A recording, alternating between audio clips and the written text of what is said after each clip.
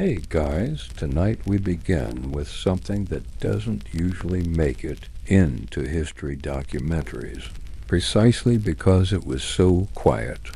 We're not focusing on the roar of battle, but on the gentle hum of commerce, specifically the medieval fabric, trade, the slow, steady, and deeply comforting rhythm of caravans and merchant ships moving silently across the globe. Let me know in the comments where you're tuning in from and what time it is for you. It's always fascinating to see who's joining us from around the world. Now, dim the lights. Maybe turn on a fan for that soft background hum. And let's ease into tonight's journey together. Before the great trade routes stretched like arteries across the known world, the medieval wardrobe was a far more local affair. In the early centuries following the slow decline of the Western Roman Empire, from roughly the 5th to the 10th century, life for the vast majority of people was circumscribed by the horizon. Society was overwhelmingly rural, an archipelago of villages and manors separated by dense forests, treacherous marshlands, and the simple lack of safe, reliable roads. In this fragmented world, the concept of buying a garment made from fabric, woven hundreds, let alone thousands of miles away, was an unimaginable luxury reserved for the highest echelons of clerical or royal power. The rule of the day was self-sufficiency. What you wore on your back was almost certainly produced within a few miles of where you were born, from materials grown in the surrounding fields or raised in the local pastures. The two dominant fibers of this era in Europe were wool and linen. They were the warp and weft of daily life, practical, durable, and most importantly, available. Wool was the cornerstone of the northern European textile world. Sheep were ubiquitous, a vital part of the agricultural economy. They provided not only their fleece, but also milk, meat, and vellum from their skins for the slow, painstaking work of manuscript creation. But not all wool was created equal.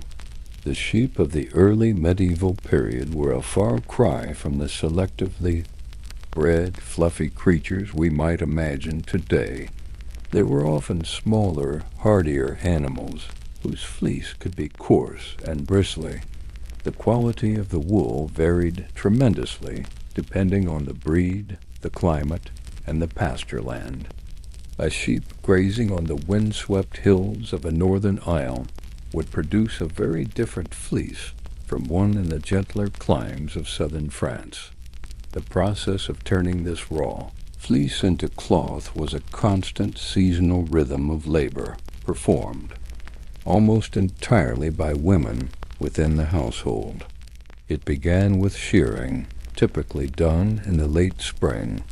The fleece would then need to be cleaned of dirt, grease, and vegetable matter, a process of scouring and washing in streams or tubs of stale urine, whose ammonia acted as a cleansing agent. Once cleaned and dried, the laborious task of carding, or combing, began. Carding, using two handheld paddles studded with metal teeth, aligned the shorter fibers for a softer, airier yarn suitable for woolen cloth. Combing, using long-toothed metal combs, separated out the long, straight fibers, or staples, to produce a smoother, stronger yarn known as worsted. This was a critical distinction. Woolens were thick, fuzzy, and warm, ideal for the damp cold of a European winter. Worsteds were lighter, smoother, and more durable, better suited for garments that needed to hold a crease or withstand hard wear. From there, the prepared fibers moved to the drop spindle. The spinning wheel would not become common in Europe until the High Middle Ages. For centuries, the drop spindle was the essential tool. It was a simple weighted stick, which, when spun and dropped, would twist the drafted fibers into a continuous thread. This was a task that could be done almost anywhere, while walking, while watching livestock, while minding the cooking fire. It was a constant background hum of female labor, so fundamental to the female identity that the distaff side of a family, the spindle's counterpart, came to mean the maternal line. The resulting yarn was then wound into skeins ready for. The loom dot, the loom of the early medieval household, was typically the warp-weighted loom, a design that had existed since antiquity. It was a large, upright frame that leaned against a wall. The vertical threads, the warp, were tied to the top beam and stretched taut by weights of clay or stone tied to their bottom ends. The weaver, usually standing, would then pass the horizontal, thread the weft back and forth, beating each line into place with a wooden sword or baton. It was a slow, physically demanding process, and the width of the cloth was limited by the weaver's reach. The resulting fabric was sturdy, functional, and often left in its natural, undyed state of off-white, gray, brown, or black. The other great fiber of the age was linen, derived from the flax plant. Where wool dominated the pastoral economies, linen was a product of agriculture. Flax was a demanding crop, requiring good soil and intensive labor. After harvesting, the plant stalks underwent a process called retting, where they were submerged in stagnant water or left in a dewy field. This allowed bacteria to break down the pectin, binding the fibers to the woody core of the stalk. The smell of retting flax was notoriously foul, but it was a necessary step. After retting, the stalks were dried and then broken with a wooden mallet or brake to shatter the core. This was followed by scutching, scraping the broken stalk with a wooden knife to remove the last of the woody pieces, and finally heckling, drawing the bundles of raw fiber through a series of iron combs to clean and separate them. The finest, longest fibers would produce a smooth, delicate linen, while the shorter toe fibers would be spun into coarser, rougher thread. Linen's properties were very different from wool's. It was smooth, cool to the touch, highly absorbent, and grew softer with each washing. It lacked wool's natural elasticity and warmth, making it the ideal fabric for undergarments, summer clothing, and household textiles like bedding and towels. For the wealthy, the finest, almost translucent linens from places like Flanders were a sign of status and refinement, a clean layer separating the skin from the coarser woman outer garments. For everyone else, a coarser linen, known as tow cloth, served the same purpose. The production of linen followed a similar household-based model to wool, with spinning on the drop spindle and weaving on the warp-weighted loom. These two fibers, wool and linen, defined the textile landscape. Cotton was virtually unknown in Europe, a rumored exotic plant from India. Silk was the stuff of legend, a shimmering, impossibly expensive material that trickled into the West from Byzantium and the Islamic world, so rare it was often used as currency or reserved for the most sacred altar cloths and the shrouds of kings. The very word for it was synonymous with ultimate luxury. Thus, the early medieval world was dressed in its own landscape. The clothes on a person's back spoke of the soil and the seasons, of the sheep in the common pasture, and the flax in the Lord's field. The trade that did exist was often in raw materials, such as particularly fine wool being moved short distances, or in luxury items for the elite. But for the serf, the farmer, the village artisan, their world was homespun.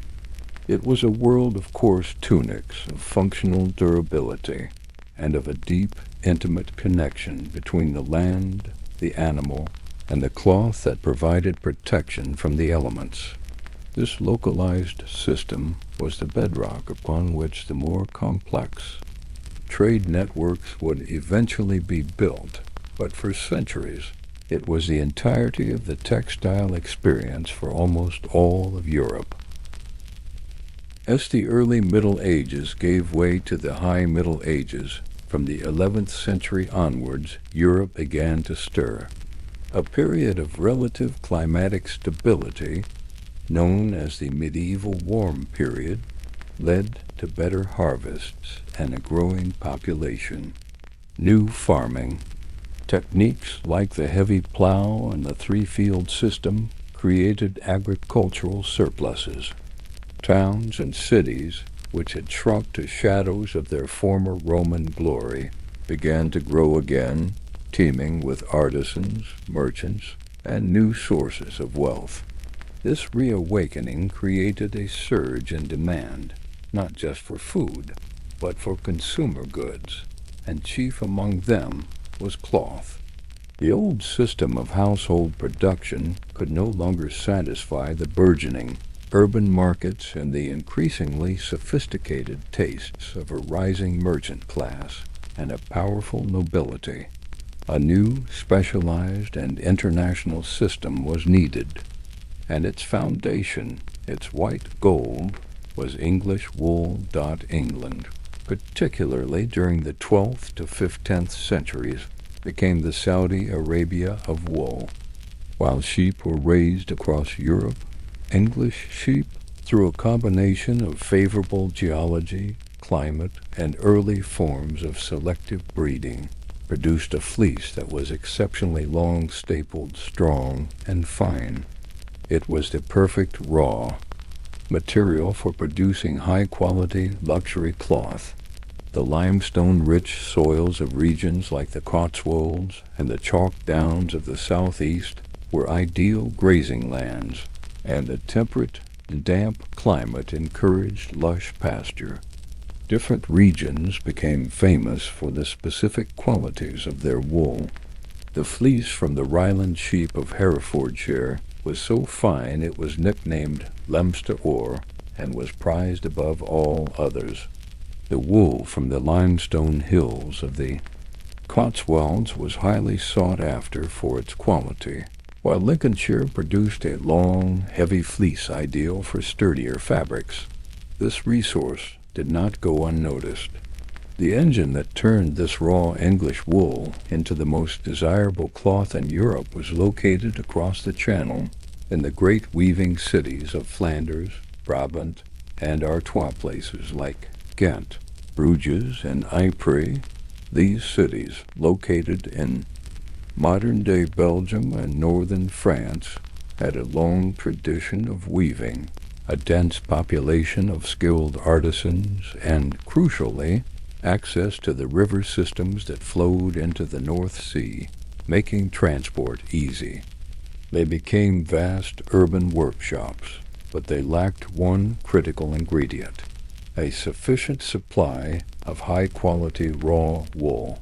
Their local sheep could not produce fleece of the same caliber as the English, and so a powerful and mutually dependent economic relationship was forged across the English Channel. The trade was foundational to the English economy and, in particular, to the royal treasury.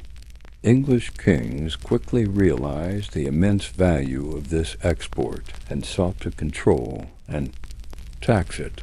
The export of wool became a central pillar of English state finance and foreign policy. A system of staple ports was established, first on the continent and later at Calais after its capture by the English in 1347. All legitimate wool exports had to be channeled through these designated ports, where they could be easily weighed, graded, and most importantly, taxed. The Lord Chancellor of England to this day sits on the woolsack in the House of Lords, a symbolic cushion stuffed with wool to signify the historic importance of this trade to the nation's wealth and power.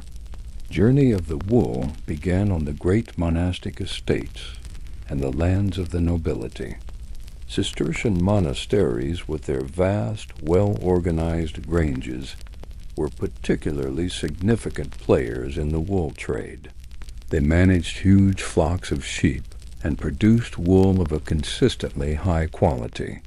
After the annual shearing, the fleeces would be sorted and packed into large sacks or sarplers, each weighing several hundred pounds. These sacks were then transported overland, often by pack horse, along drove roads to regional market towns or directly to coastal ports like Boston, London, or Southampton. From these English ports, the wool sacks were loaded onto the sturdy, single-masted, clinker-built ships known as cogs. These were the workhorses of the North Sea trade, with their high sides and deep hulls capable of carrying heavy, bulky cargo. The voyage across the Channel to the Flemish coast was relatively short, but could be perilous, subject to storms and the constant threat of piracy.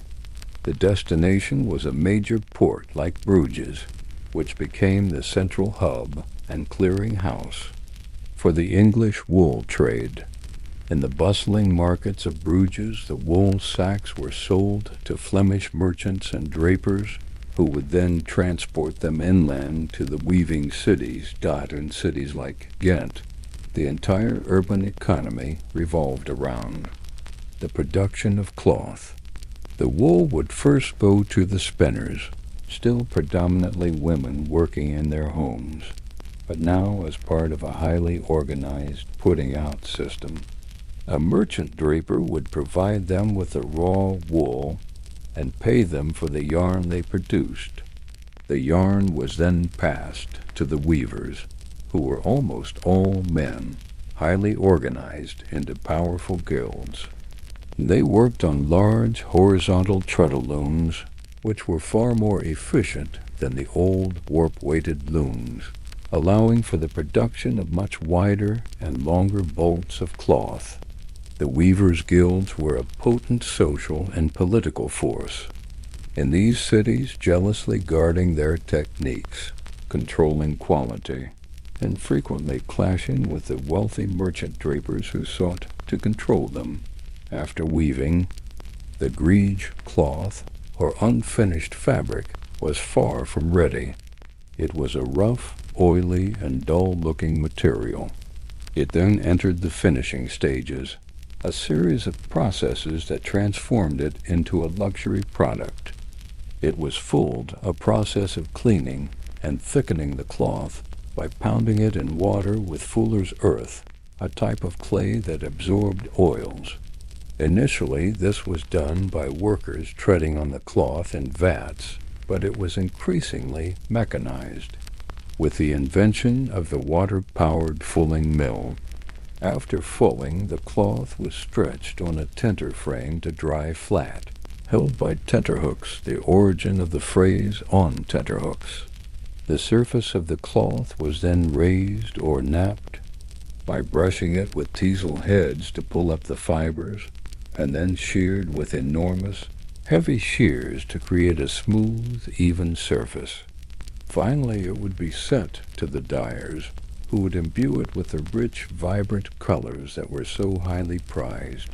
This intricate chain, from the sheep on a Cotswold hill to a finished bolt of scarlet cloth in a Bruges market, was the economic backbone of Northwest Europe for centuries. It fueled the growth of cities, financed wars, and created immense fortunes. The reliance of Flanders on English wool gave the English crown a powerful diplomatic lever and embargoes on wool exports. were a potent weapon. The entire system demonstrated the shift from a local, self-sufficient economy to one based on specialization, international trade, and a complex interdependence between producer, manufacturer, and consumer. The humble sheep had become a kingmaker, and its fleece, the white gold of England, was the raw material that clothed the ambition of a new, more connected medieval Europe. While wool formed the bedrock of the northern European textile economy, the Mediterranean was a world of different desires, different risks, and different rewards. Here the ultimate prize was not the sturdy warmth of wool, but the shimmering, ethereal luxury of silk, the vibrant intensity of exotic dyes, and the soft novelty of cotton. This was a world dominated by the formidable maritime republics of Italy, chief among them Venice and Genoa. These city-states, perched on the edge of the sea, became the essential gateways, the funnels through which the fabled wealth of the East flowed into Europe. They were not producers of raw materials on a grand scale. They were the masters of trade, the navigators, the financiers, and the middlemen of the medieval world. Venice, the Serenissima, or most serene republic, was a city born from the sea, a miracle of engineering built on wooden piles in a marshy lagoon. This unique geography gave it a defensive advantage and oriented its entire existence outwards, towards the Adriatic and the Levant beyond. From the early Middle Ages, Venice had cultivated a special relationship with the Byzantine Empire, acting as its naval arm in the west in exchange for extensive trading privileges. Venetian merchants established colonies, or fondaci, in Constantinople, Alexandria, and Acre, creating a network of secure bases and warehouses throughout the eastern Mediterranean. They were the masters of the sea lanes, their fleets of galleys and round ships connecting the markets of Europe with the sources of eastern luxury. Genoa, La Superba, or the Proud One, was Venice's great rival. A rugged, hilly city with a magnificent natural harbor, Genoa bred a fiercely independent and aggressive breed of merchant adventurer. While Venice looked east towards Byzantium and Egypt, Genoa often focused on the western Mediterranean, North Africa, and the Black Sea. The Genoese were tenacious and innovative, establishing their own trading posts and challenging Venetian dominance at every turn. The rivalry between the two republics was legendary, erupting into a series of full-scale naval wars as they vied for control of key ports and trade routes. Their conflict was a zero-sum game for control over the most lucrative trade in the world. The primary commodity that fueled their wealth was spice, but textiles were a close second. The most coveted of all was silk. For centuries, the secret of its production, the cultivation of silkworms feeding on mulberry leaves, had been jealously guarded by China. It began to trickle west along the Silk Road, but its cultivation eventually spread to the Persian Empire and then to the Byzantine Empire under Emperor Justinian in the 6th century. By the High Middle Ages, major silk production centers existed in Greece, particularly at Thebes and Corinth, and in the Islamic world, in Sicily and Spain. Venetian and Genoese merchants did not just trade for finished silk cloth. They traded for raw silk thread, which they then brought back to Italy to be woven into their own celebrated fabrics. Cities like Lucca and later Venice itself became renowned for their production of luxurious silk velvets and brocades, often incorporating gold and silver thread. They took the raw material of the East, and applied European tastes and techniques, creating a new category of luxury textile. Another crucial textile was cotton. While common in the hot climates of India, Persia, and Egypt, cotton was a relative novelty in Europe. It was softer and more comfortable than the coarse linens of the time. The Italian merchants imported raw cotton, primarily from Egypt and Syria, and it was spun and woven in northern Italian cities like Cremona and Milan. They produced a variety of cotton cloths, most famously fustian, a sturdy fabric with a linen warp, and a cotton weft, which combined the durability of linen with the softness of cotton. Fustian became a popular mid-range textile, more comfortable than wool for many uses and less expensive than pure silk. The trade in textiles was inseparable from the trade in dyestuffs, the substances that gave them their value and beauty. While Europe had its own sources of dyes, like woad for blue and madder for red, the most brilliant and permanent colors came from the East. The Italian merchants held a virtual monopoly on their import. They brought back indigo from India, a far more concentrated and vibrant blue than woad. They imported kermes, an insect-based dye, from the Mediterranean that produced a brilliant scarlet, a color so prized it was known as grain. They traded for brazelwood from Asia, which yielded a range of reddish hues. Most valuable of all was the legendary Tyrian purple, a dye extracted in minuscule amounts from sea snails, but its production had declined with the fall of Rome, making kermes scarlet the new color of power. The control over these dyes gave the Italian weaving industry a significant advantage, allowing them to produce cloths of a richness and intensity that northern weavers struggled to match. The ships that carried these precious cargoes were marvels of medieval naval technology. The workhorse was a round ship, a deep-hulled sailing vessel for bulk cargo like cotton or alum, a mordant essential for fixing dyes. But for high-value, low-bulk goods like silk and spices, the preferred vessel was the galley. These long, slender ships were powered by both sails and oars, making them faster and more maneuverable than sailing ships, and less dependent on favorable winds. A merchant galley could have over 100 oarsmen, often free men, working for pay, who could propel the ship through calms or against currents. The Venetian state organized and protected these voyages, sending out convoys, or mood, at regular intervals to specific destinations like Alexandria or Constantinople. These state-sponsored convoys were escorted by war galleys offering protection against the ever-present threat of piracy, which was a constant danger, particularly from corsairs based along the North African coast. The journey was long and arduous.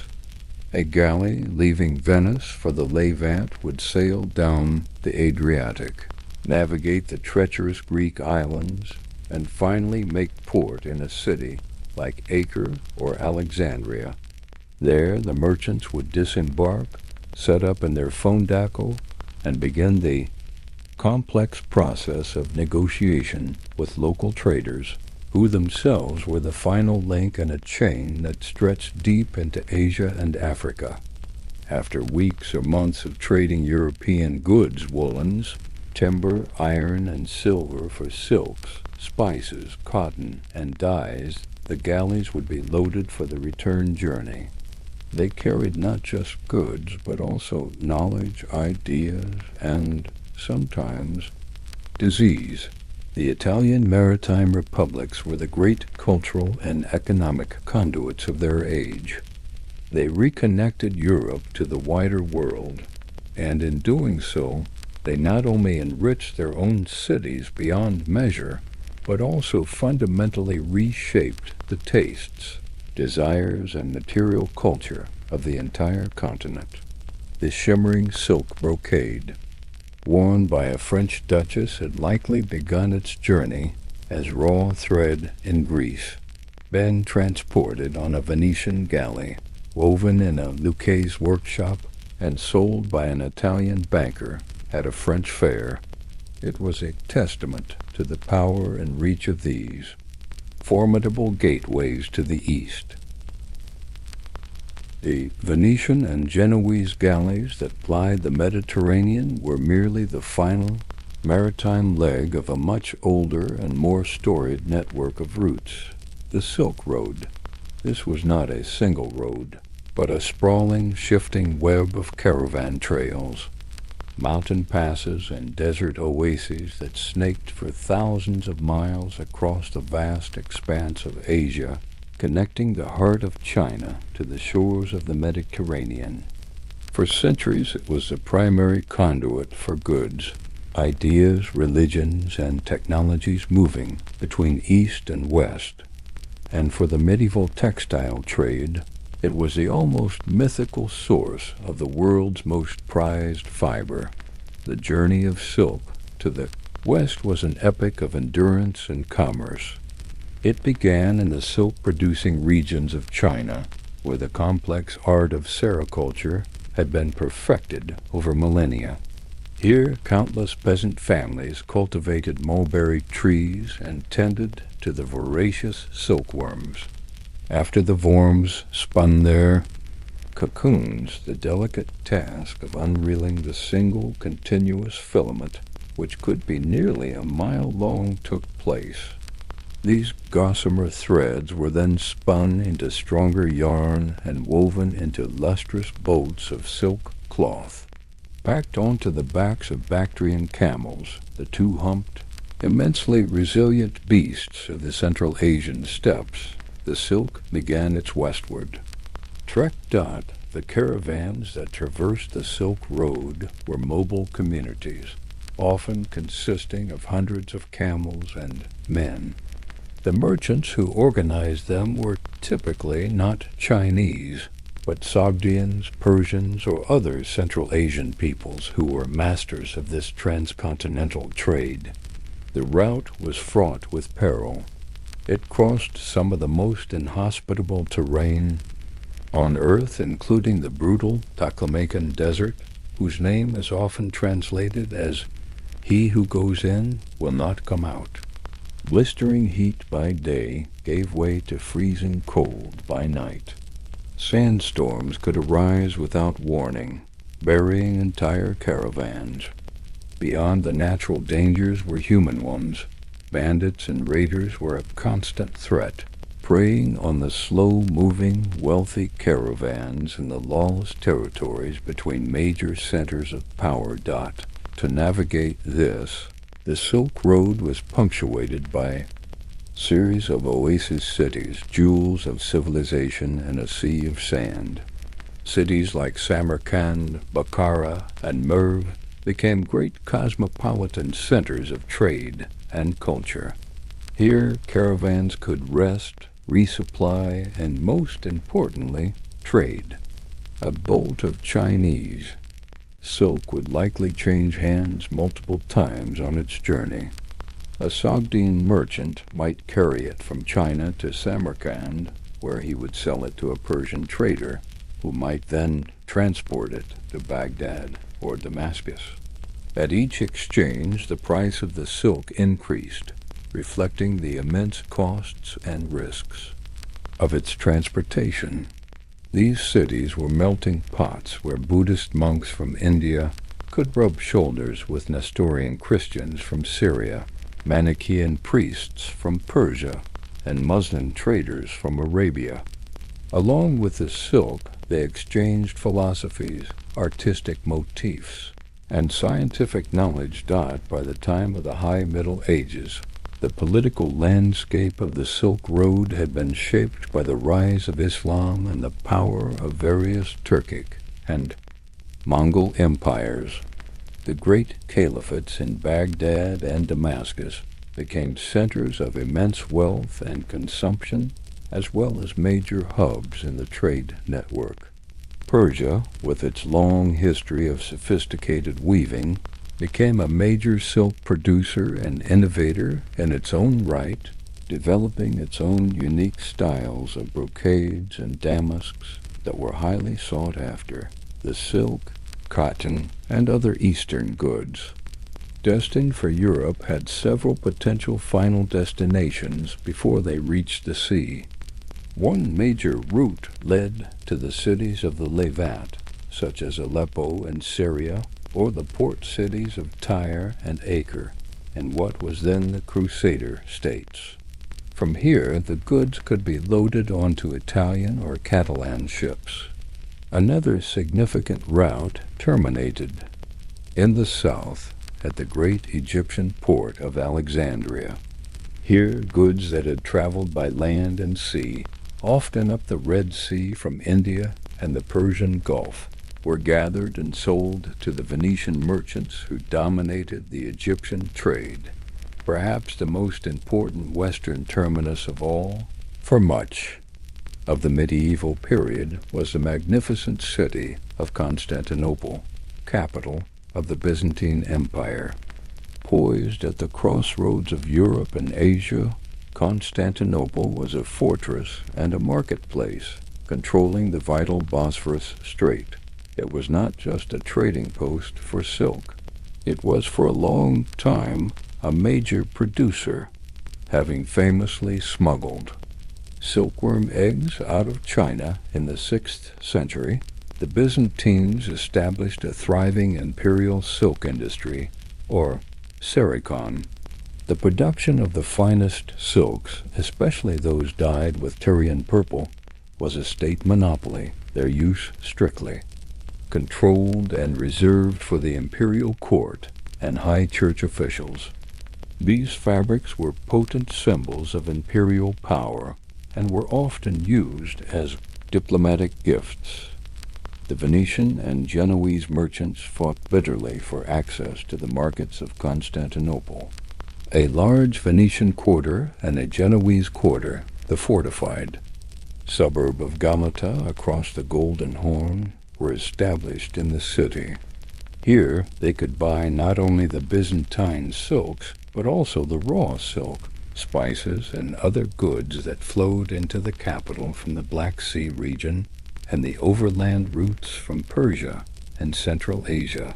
The Fourth Crusade in 1204, a catastrophic event in which Western Crusaders, transported by the Venetians, sacked Constantinople instead of fighting in the Holy Land, was a turning point. It shattered the power of the Byzantine Empire and allowed Venice to seize control of key Byzantine territories and trade routes, including the centers of silk production in Greece. The Pax Mongolica, a Mongol peace established across Asia by Genghis Khan and his successors in the 13th and 14th centuries, briefly stabilized the overland routes. For a time, it made travel across Asia safer than it had been for centuries. It was during this period that figures like Marco Polo were able to make their famous journeys. This stability led to a great flourishing of trade, with vast quantities of goods moving more freely between East and West. However, this period was relatively short-lived. The fragmentation of the Mongol Empire and, most devastatingly, the arrival of the Black Death, which traveled along these very same trade routes, led to a sharp decline in the overland trade by the mid-14th century. Despite its eventual decline, the Silk Road had already irrevocably shaped the medieval world. It had created an appetite for luxury in the West that could not be quenched. It had filled the coffers of the Italian city-states and provided the raw materials and finished goods for a burgeoning textile industry. Every thread of silk that, adorned a medieval European king or bishop was the end product of an immense, continent-spanning journey, a testament to the human capacity for endurance, enterprise, and the timeless desire for the beautiful and the exotic. The dust of the Taklamakan desert and the scent of the spices in a Samarkand bazaar were invisibly woven into the fabric of medieval Europe. Once the silks and spices of the East landed in the Italian ports of Genoa and Venice, and the wool of England arrived in the bustling harbors of Flanders, a new challenge arose: how to distribute these goods across the vast and fragmented landscape of continental Europe. The sea provided an efficient highway for bulk transport between distant coastal regions, but the heart of the continent, France, Germany, the Alpine lands, was a patchwork of feudal territories, connected by a network of Roman-era roads in various states of disrepair, river systems, and mountain passes. It was in this context that one of the most remarkable commercial institutions of the High Middle Ages arose, the great fairs of the Champagne region of France.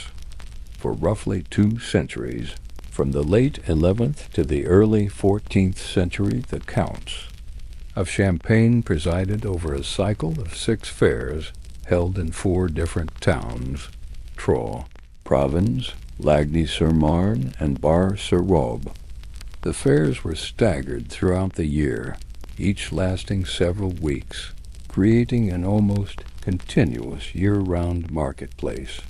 What made these fairs so successful was a combination of geography and shrewd political policy. Geographically, the Champagne region was perfectly situated at the crossroads of the major trade routes of the day.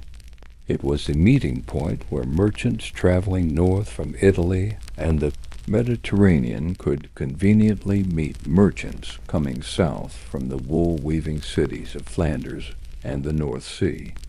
Politically, the Counts of Champagne provided what every merchant craved above all else: security and justice.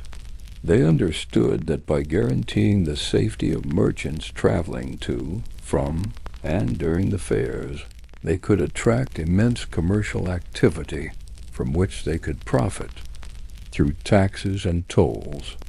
They established a special police force, the guards of the fair, who patrolled the roads and the fairgrounds. More importantly, they established fair courts that administered a rapidly evolving body of commercial law, known as the law merchant. These courts could quickly settle disputes, enforce contracts, and punish fraud, regardless of a merchant's origin. The conduit of the fair, a safe conduct pass issued by the Count, was a highly valued document, promising protection far beyond the borders of Champagne itself. The Champagne fairs were immense, temporary cities of commerce. Merchants from all over Europe converged on them.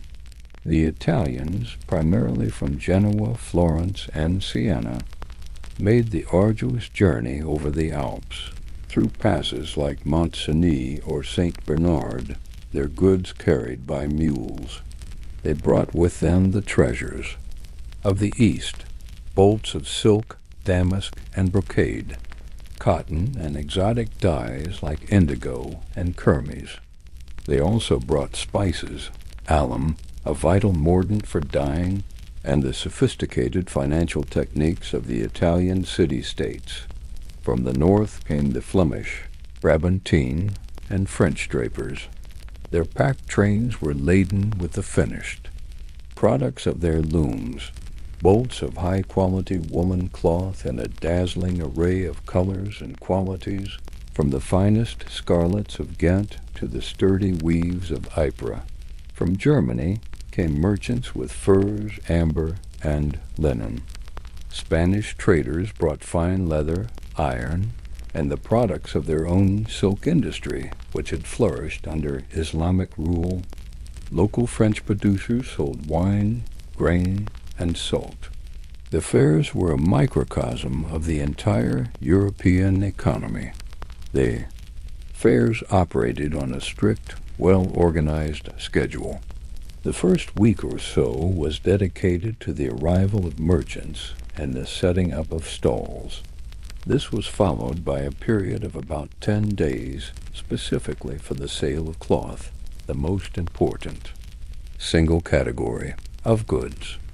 After the cloth fair came the fair for leather and hides, and then the fair for goods sold by weight, which included spices, dyes, and foodstuffs.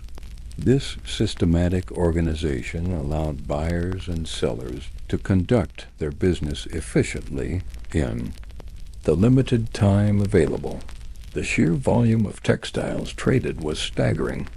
A wealthy nobleman from Germany could visit the fair and purchase fine Flemish woolens for his winter wardrobe, luxurious silks from Lucca for his wife's gowns, and sturdy fustian for his household servants, all in one place. A draper from Paris could buy raw wool from an English agent, send it to be woven in Flanders, and then purchase the finished cloth at the next fair cycle. The fairs were not just for wholesale trade. They were also enormous retail events, attracting shoppers from all social classes from the surrounding regions. However, perhaps the most lasting legacy of the Champagne fairs was in the realm of finance. Given the vast sums of money changing hands and the dangers of transporting large amounts of coin, the merchants developed sophisticated credit instruments. The final period of each fair was the settling fair, where all accounts were balanced. Instead of paying in cash, merchants would often use a bill of exchange. An Italian merchant might buy Flemish cloth, and instead of paying in silver coins, he would give the Flemish draper a bill of exchange, essentially a written promise to pay the amount at a future fair, or to have a partner in, say, Bruges, pay it on his behalf. This was a revolutionary development. It allowed for the transfer of large sums of money across long distances without the physical movement of bullion. The fair courts played a crucial role in ensuring these bills were honored, creating the trust necessary for a credit-based system to function. This was the birthplace of modern international finance, born from the practical needs of the medieval textile trade that by the early 14th century, the golden age of the Champagne fairs began to wane. Several factors contributed to their decline. The French king, Philip the Fair, absorbed Champagne into his royal domain and began to impose heavier and more arbitrary taxes, eroding the trust the counts had so carefully built. Wars, such as the conflicts between France and Flanders, disrupted the overland routes and made travel unsafe. But the most significant blow came from a change in the trade routes themselves. The Italians, particularly the Genoese and Venetians, perfected the all-sea route from the Mediterranean to the North Sea. They developed larger ships, like the great galley and the carrack, that could brave the stormy Atlantic. Sailing out through the Strait of Gibraltar and up the coasts of Portugal, Spain, and France, they could deliver goods directly to the ports of Bruges and London. This sea route was slower, but ultimately cheaper and safer for bulk goods than the arduous and heavily tolled overland journey. The central meeting point at Champagne was no longer necessary. Though their dominance faded, the Champagne fairs had served a vital purpose. For 2 centuries, they had been the beating heart of the European commercial network. They had stitched together the textile economies of the North and the South, creating a truly international market for fabrics. They had fostered the development of commercial law and credit, laying the financial groundwork for the capitalism that was to come. They were a testament to the medieval genius for organization, a temporary city of cloth and credit that for a time was the center of the European world. While the Champagne fairs connected the north-south axis of European trade, another equally powerful network dominated the commercial life of the North and Baltic Seas. This was the world of the Hanseatic League, a unique and formidable confederation of merchant guilds and their market towns that, at its height, held a virtual monopoly on trade throughout northern Europe. If the Mediterranean was the domain of silk and spice, the Hanseatic world was one of bulk goods: grain, timber, fish, salt, fur, and of course textiles. Theirs was a trade built not on ethereal luxury, but on the sturdy, practical necessities of life in a colder clime. The Hanseatic League, or Hansa, did not have a formal founding date. It evolved organically during the 12th and 13th centuries from associations of German merchants seeking mutual protection and commercial advantage in foreign lands.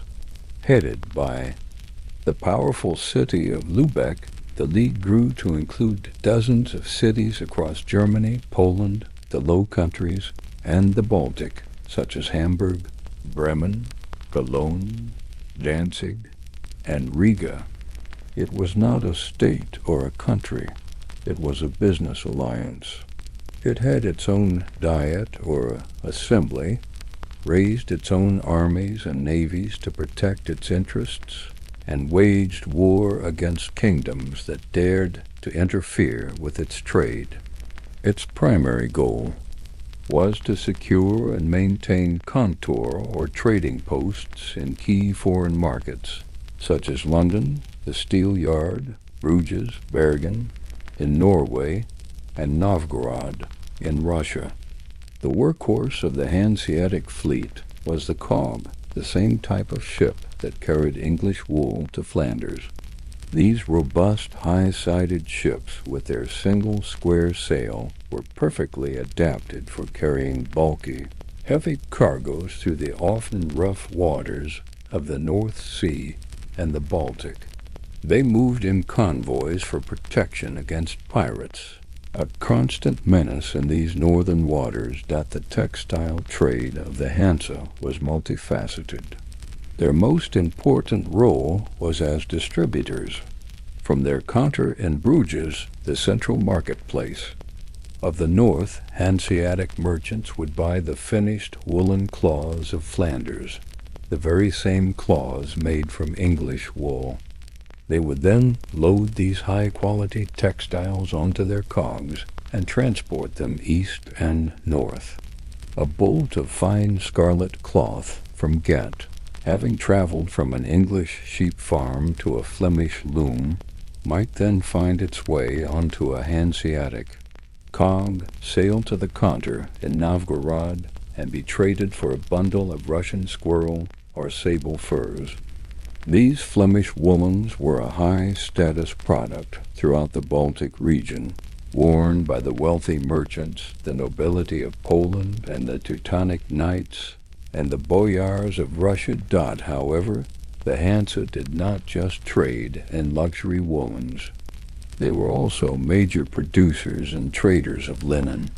The flax-growing regions of northern Germany, Poland, and the Baltic lands produced vast quantities of linen cloth. While it was not generally as fine as the famous linens of Flanders or the southern Low Countries, it was produced in enormous quantities and was a vital, everyday fabric. It was used for sails for their ships, for bagging for their goods, for household textiles, and for the clothing of ordinary people. Hanseatic merchants would buy up this linen and trade it across their network. German linen might be traded in London for English tin, or in Bergen for dried cod. The linen trade was a high-volume, lower-margin business compared to the Flemish woolens, but it was a steady and essential part of their commercial portfolio. Another significant aspect of the Hanseatic textile trade was the movement of raw materials. They were key players in the distribution of wool, not just from England, but also from Spain. While English wool was prized for its fineness, the wool from the Merino sheep of Spain was also of very high quality.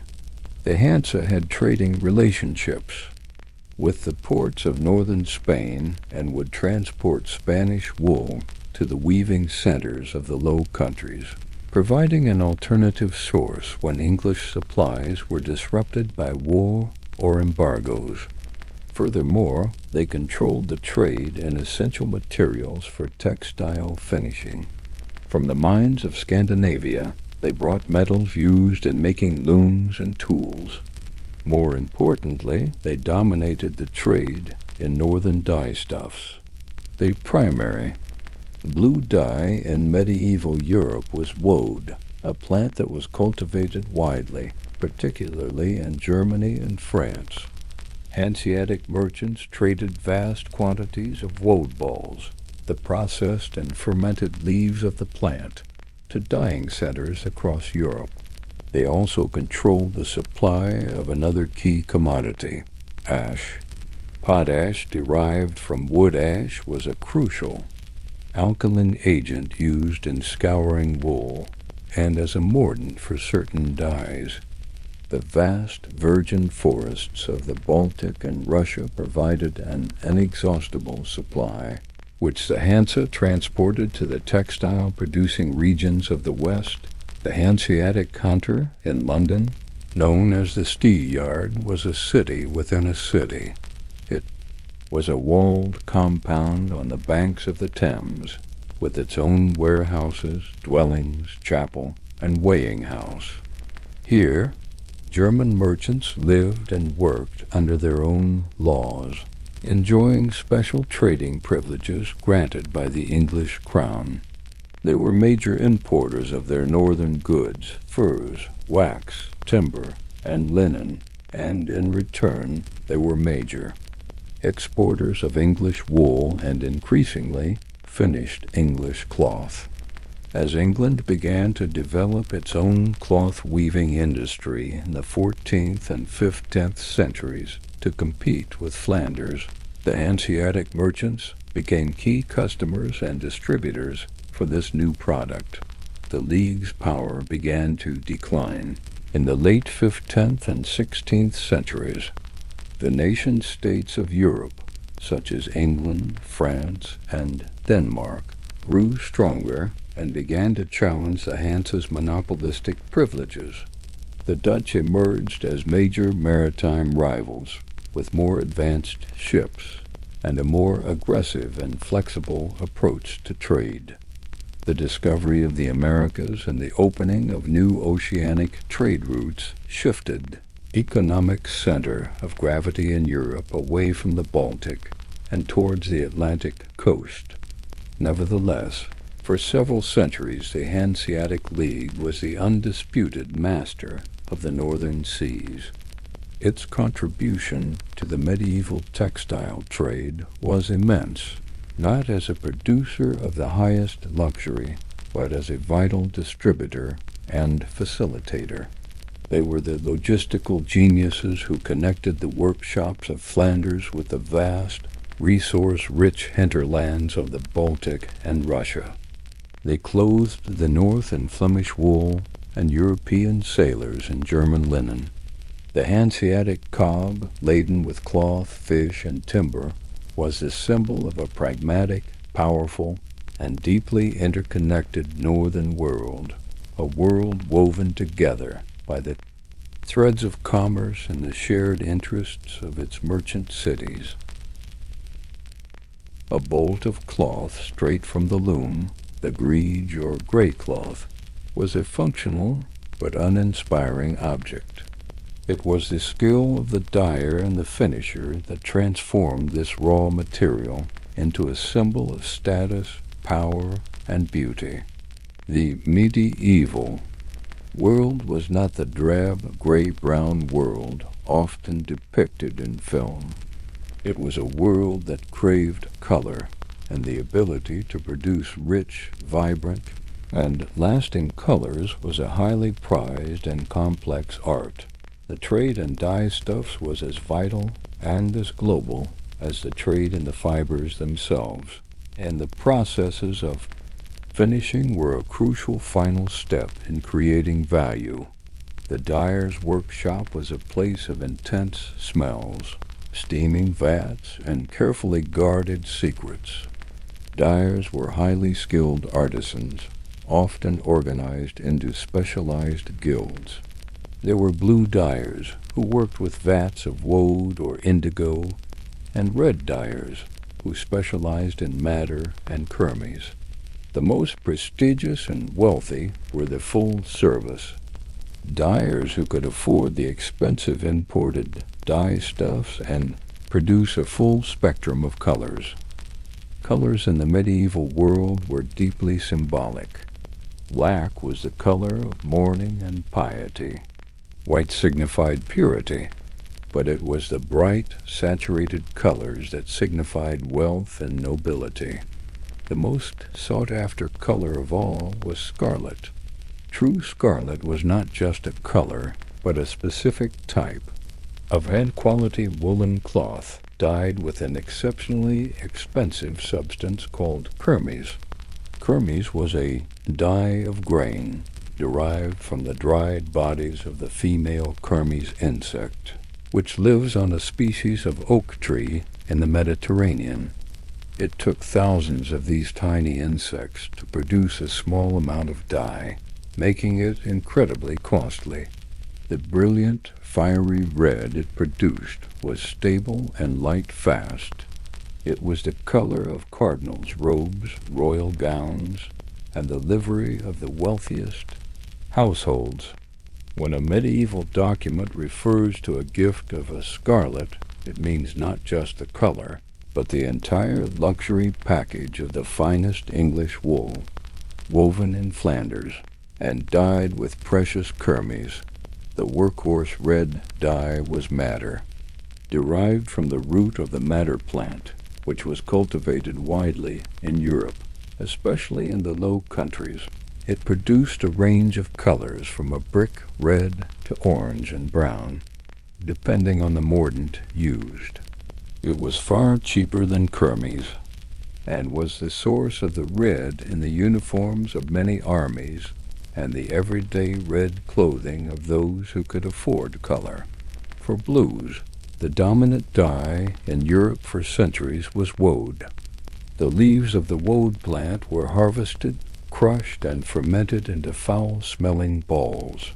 The dyer would then create a fermentation vat, a complex and temperamental process requiring careful control of temperature and alkalinity, often using stale urine or potash. The cloth would be dipped into the yellowish-green liquid of the vat, and only when it was pulled out and exposed to the air would the oxygen turn the dye to a deep, permanent blue. By the late Middle Ages, woad began to face competition from indigo, imported from India by the Italian merchants. Indigo, from a different plant, contained the same dyeing agent but in a much more concentrated form, producing a more vibrant and consistent blue. The European woad industry saw indigo as a major threat, and for a time its use was even banned in some places as the devil's dye. Yellows were relatively easy to produce from a variety of common plants like weld, dyer's broom, and sawwort.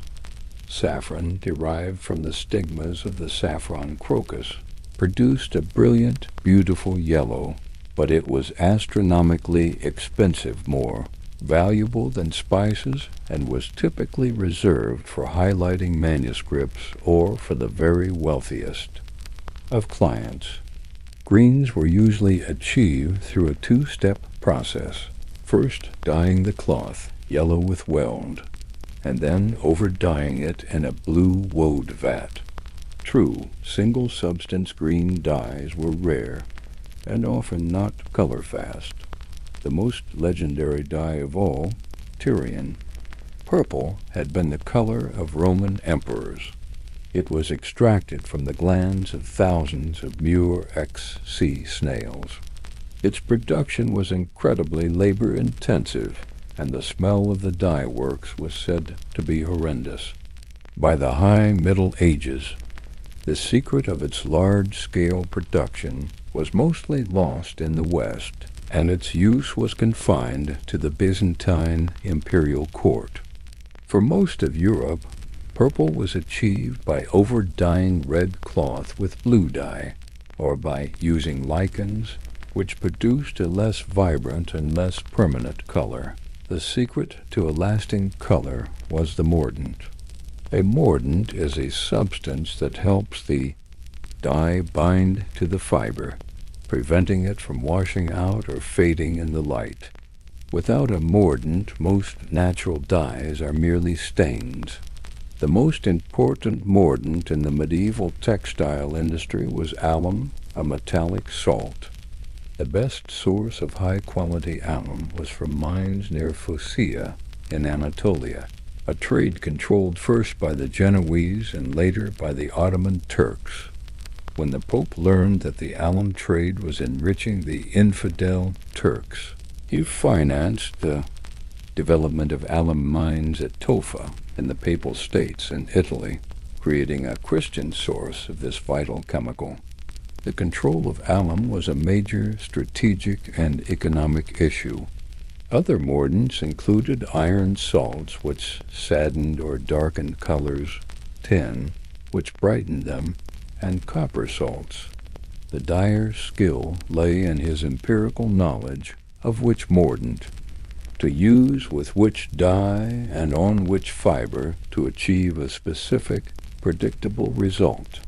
After dyeing, the cloth went through the final finishing processes. It might be raised again with teasels to create a soft nap. Then came the crucial step of shearing. Master shearers using enormous, perfectly balanced shears weighing up to 40 pounds would painstakingly clip the raised nap to create a perfectly smooth, almost velvety surface. This was incredibly skilled labor. One slip could ruin an entire expensive bolt of cloth. The cloth might then be pressed between heated plates to give it a final sheen. Some luxury fabrics, like velvets and brocades, had their patterns created on the loom itself, a process of immense complexity. Others might have patterns applied after weaving, through block printing or embroidery. These finishing processes were what separated an ordinary cloth from a true luxury item. They added immense value, and the artisans who performed them, the fullers, dyers, and shearers, were essential components of the textile economy. Their art, a blend of chemistry, craft, and trade secrets, was what gave the medieval world its vibrant palette, turning the raw fibers of the field and the exotic, threads of the East into the dazzling, colorful tapestry of medieval life. While the grand narratives of the medieval textile trade are often dominated by the glamour of silk and the economic might of wool, another fiber was quietly working its way into the European wardrobe, bridging the gap between luxury and utility. This was cotton, a plant-based fiber like linen, but with a softness and insulating quality that linen lacked. Cotton offered a new range of possibilities for comfort and practicality. Its journey into Europe and its integration into the textile economy is a story of adaptation, innovation, and the creation of a new and hugely significant category of fabric. For most of the early Middle Ages, cotton was a substance of rumor and legend in much of Europe. It was known to come from the East, from India, Persia, and the Levant. Ancient Greek and Roman writers had spoken of wool that grew on trees.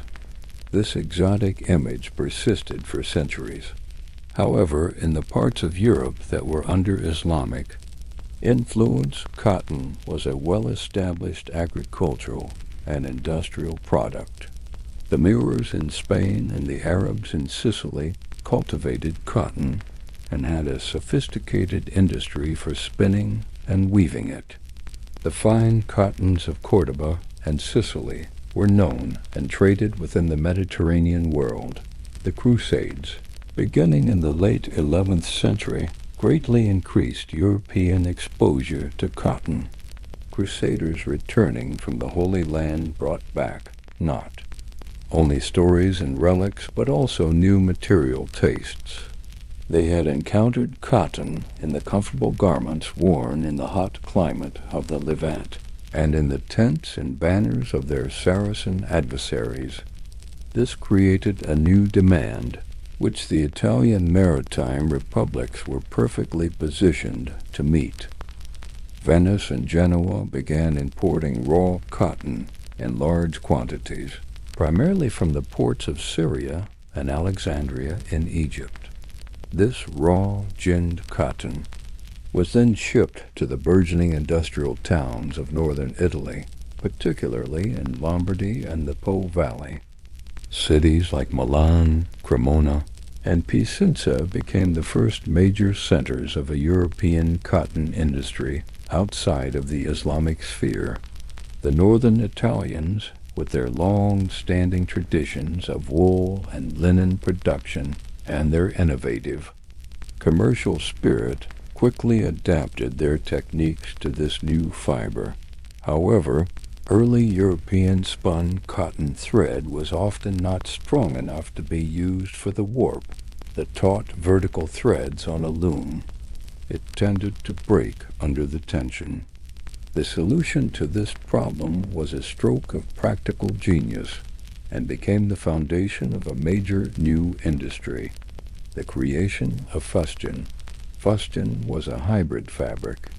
It was woven with a strong, durable linen warp and a soft, comfortable cotton weft. This combination produced a fabric that was the best of both worlds.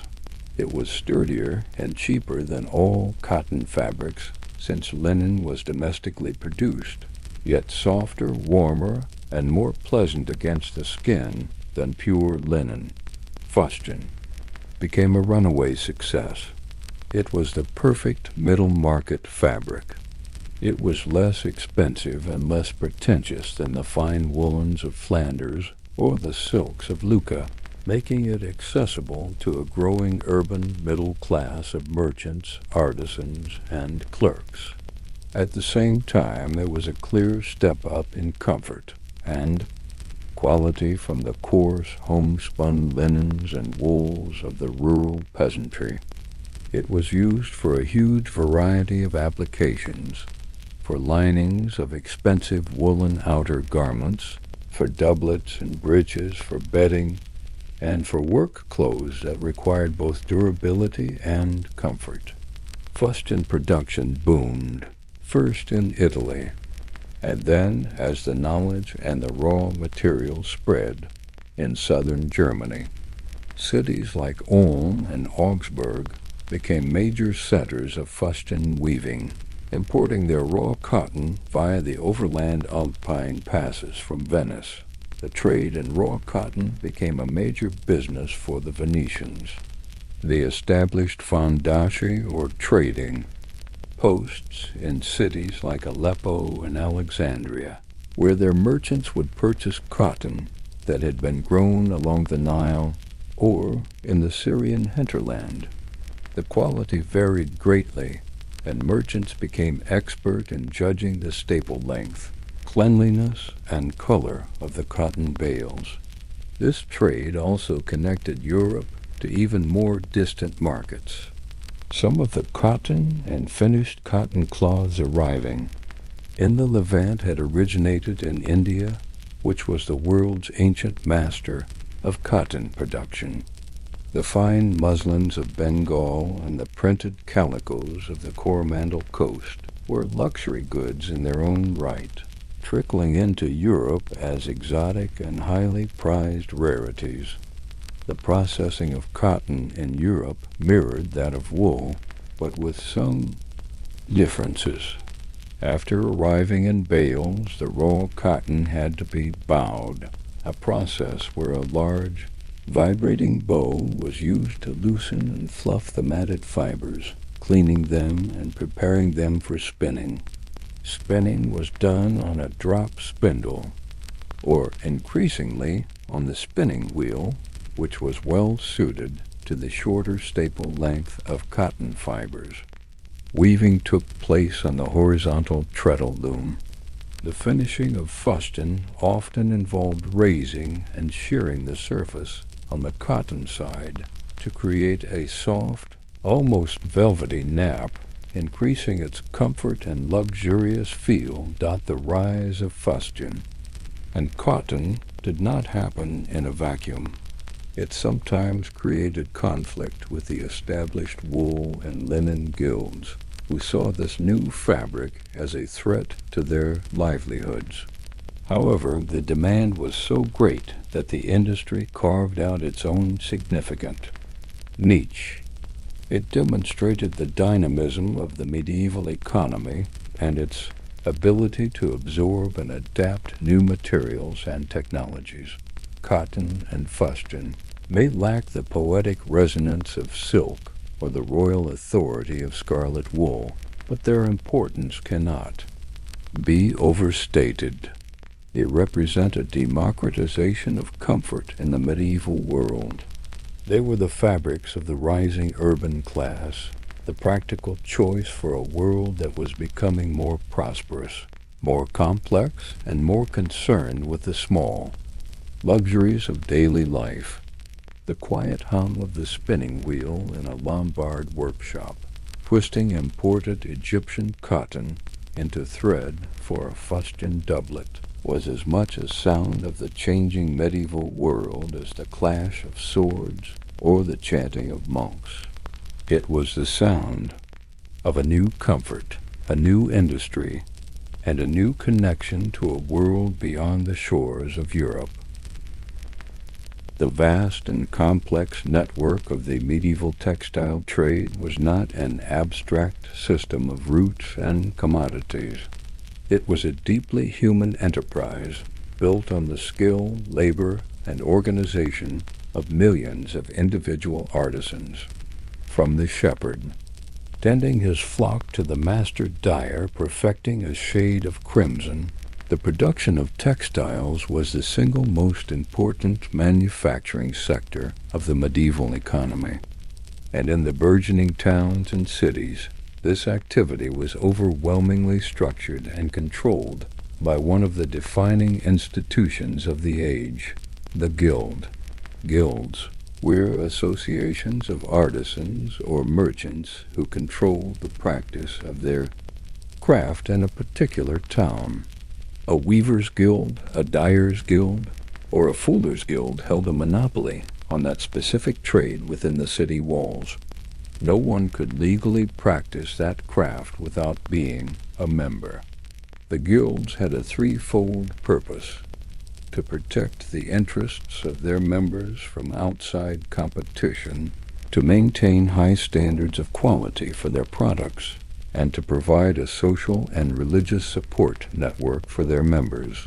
The life of an urban artisan was typically a journey through the three ranks of the guild system: apprentice, journeyman, and master. A young boy, often around the age of 12 or 14, would be indentured to a master craftsman as an apprentice. The apprenticeship was a formal legal contract, often lasting for 7 years. The apprentice lived in the master's house, becoming part of the household. The master was obligated to provide food, lodging, and most importantly, a complete training in the art and mystery of the craft. In return, the apprentice provided his unpaid labor. It was a rigorous and often difficult education, learning every stage of the process, from preparing the raw materials to the finishing touches. Upon successfully completing his apprenticeship, the young man became a journeyman. The name derives from the French journée, meaning day, as he was now qualified to work for a daily wage. A journeyman was a skilled artisan, but did not yet have his own workshop. He would travel and work for various masters, honing his skills, saving money and learning the different techniques practiced in other workshops or even other cities. This period of travel was a crucial part of his professional development. The ultimate goal was to become a master. To achieve this, a journeyman had to meet several demanding criteria. He had to prove his skill by producing a masterpiece, a finished article of exceptional quality that was submitted to the guild for judgment. He had to be of good character, and crucially, he had to have sufficient capital to set up his own workshop, purchase his own tools, such as a large and expensive loom, and buy his own raw materials. He also had to pay a significant entrance fee to the guild. For many, this final step was the most difficult, and a large class of permanent journeymen emerged who would never attain the status of master. Once a master, he could open his own shop, hire journeymen, and take on his own apprentices, thus continuing the cycle. The guilds regulated every aspect of production. They set rules on the quality of raw materials, the dimensions of the finished cloth, the techniques that could be used, and even the hours of work. Guild inspectors had the right to enter any workshop to check for shoddy workmanship or the use of inferior materials. A master found producing substandard goods could be fined, have his products confiscated, or, in extreme cases, be expelled from the guild, which meant professional ruin. These quality controls were not just about pride. They were a form of collective branding. The reputation of a city's cloth, the brand of Ypres or Ghent, depended on every weaver upholding these standards. This tight regulation could also stifle innovation. Guilds were often conservative bodies, resistant to new technologies or techniques that might upset the established order or de-skill their members. The introduction of the spinning wheel, for example, was sometimes opposed because it threatened the livelihoods of the vast number of women who spun with the drop spindle. The mechanization of fulling with water-powered mills created riots in some cities, as it replaced the jobs of many fullers who worked by foot. Above the craft guilds in the urban hierarchy were the powerful merchant guilds, often known as drapers. In the cloth trade, these were not the artisans who made the cloth, but the entrepreneurs who financed and organized the entire process. A wealthy draper in Florence or Ghent might operate on a putting-out system. He would buy the raw wool or silk and then put it out to various artisans at each stage of production. He would pay the spinners for the yarn, then take the yarn to a weaver and pay him for the woven cloth, then contract with a fuller, a dyer, and a shearer to finish it. The draper owned the material at every stage and coordinated the complex production chain. This gave the drapers immense economic power and often brought them into conflict with the craft guilds, who felt the drapers were driving down wages and reducing them from independent masters to mere wage laborers. In the great cloth cities of Flanders and Italy, the political struggles between the fat people, the wealthy merchant drapers, and the little people, the artisans of the craft guilds, were a constant source of urban unrest and even open rebellion. Guild also served a vital social function. It was a brotherhood. It provided for the welfare of its members, offering support to masters who fell on hard times, and providing for the widows and orphans of deceased members. Guilds had patron saints, maintained chapels or altars in the local church, and participated as a corporate body in religious processions and civic festivals, marching with their own banners and livery. This social and religious cohesion built a strong sense of identity and solidarity among the artisans. The world of the guild was the bedrock of the urban textile economy. It was a system that ensured a high level of skill and quality, and it provided a stable, if hierarchical, social order. The intricate patterns of a silk brocade or the smooth, even finish of a fine woolen cloth were the direct result of this highly organized system of training, regulation, and collective endeavor. It was a world built by hand, a world of patient skill passed down through generations, where a man's identity was inseparable from the craft he practiced and the guild to which he belonged. The immense scale of the medieval fabric trade, stretching from English pastures to Chinese silk farms, required more than just sturdy ships and skilled artisans. It required a parallel system of finance, a sophisticated set of tools and institutions to manage risk, transfer value, and provide the credit that was the lifeblood of commerce. The movement of silk, wool, and dyes was mirrored by an invisible movement of money and debt. This financial revolution, pioneered largely by Italian merchants and bankers, was as crucial to the textile trade as the loom or the galley. The most basic problem facing a long distance merchant was the danger and inconvenience of transporting money. A merchant traveling from Italy to the Champagne fairs to buy Flemish cloth could not simply carry a chest full of silver or gold coins. The risk of robbery on the Alpine passes or lonely French roads was immense. Furthermore, Europe was a chaotic patchwork of currencies. A Venetian ducat, a Florentine florin, a French livre, and an English pound all had different weights and purities of metal. Exchanging money was a complex business, and money changers, who were the earliest bankers, charged handsomely for their services. To solve these problems, the Italian merchants, particularly those involved in the textile trade, perfected the bill of exchange. This was the key financial innovation of the High Middle Ages. A bill of exchange was not money itself, but a written order, a promise to pay. Let's imagine a Genoese merchant who wants to buy woolen cloth at the Troy Fair. Instead of carrying silver, he would go to a banker in Genoa before he leaves. He would give the banker, say, 100 Genoese pounds.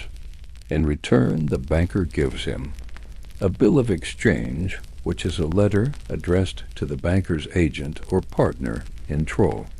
The letter instructs the agent to pay the bearer of the bill, our merchant, the equivalent value in the local French currency on a specific date. Merchant then travels to Troy, carrying only this lightweight, easily concealed piece of paper. He buys his cloth from a Flemish draper. To pay for it, he can either cash the bill with the banker's agent and pay the draper in coin, or more likely, he could endorse the bill over to the draper. The Flemish draper now holds the promise of payment. He, in turn, might be buying French. Wine. He could use the same bill to pay the wine merchant. The bill could change hands multiple times, acting as a form of paper money. Eventually, someone who needs to send money to Genoa would buy the bill and present it to the original banker's agent in Tra to complete the transaction circle. This system had enormous advantages. It eliminated the risk of transporting bullion. It also cleverly got around the church's prohibitions on usury, the charging of interest on a loan. A loan with interest was considered sinful. However, the bill of exchange involved a currency exchange. The Genoese banker could build his profit into the exchange rate he offered between the Genoese pounds and the French livres. This difference in exchange rates, which fluctuated with supply and demand, was not officially interest and was therefore permissible. This legal fiction allowed a sophisticated international credit market to develop. The masters of this new financial world were the great Italian banking houses of the 13th and 14th centuries, the Bardi and Peruzzi families of Florence being the most famous. These were vast, multinational corporations with branches and agents in all the major commercial centers of Europe, London, Bruges, Paris, Avignon, and across the Mediterranean. They became the financiers not only of the textile trade, but of popes and kings. They provided the massive loans that Edward III of England needed to finance the 100 Years' War against France, taking the future revenue from the English wool tax as security. This high-stakes international lending was incredibly profitable, but also incredibly risky.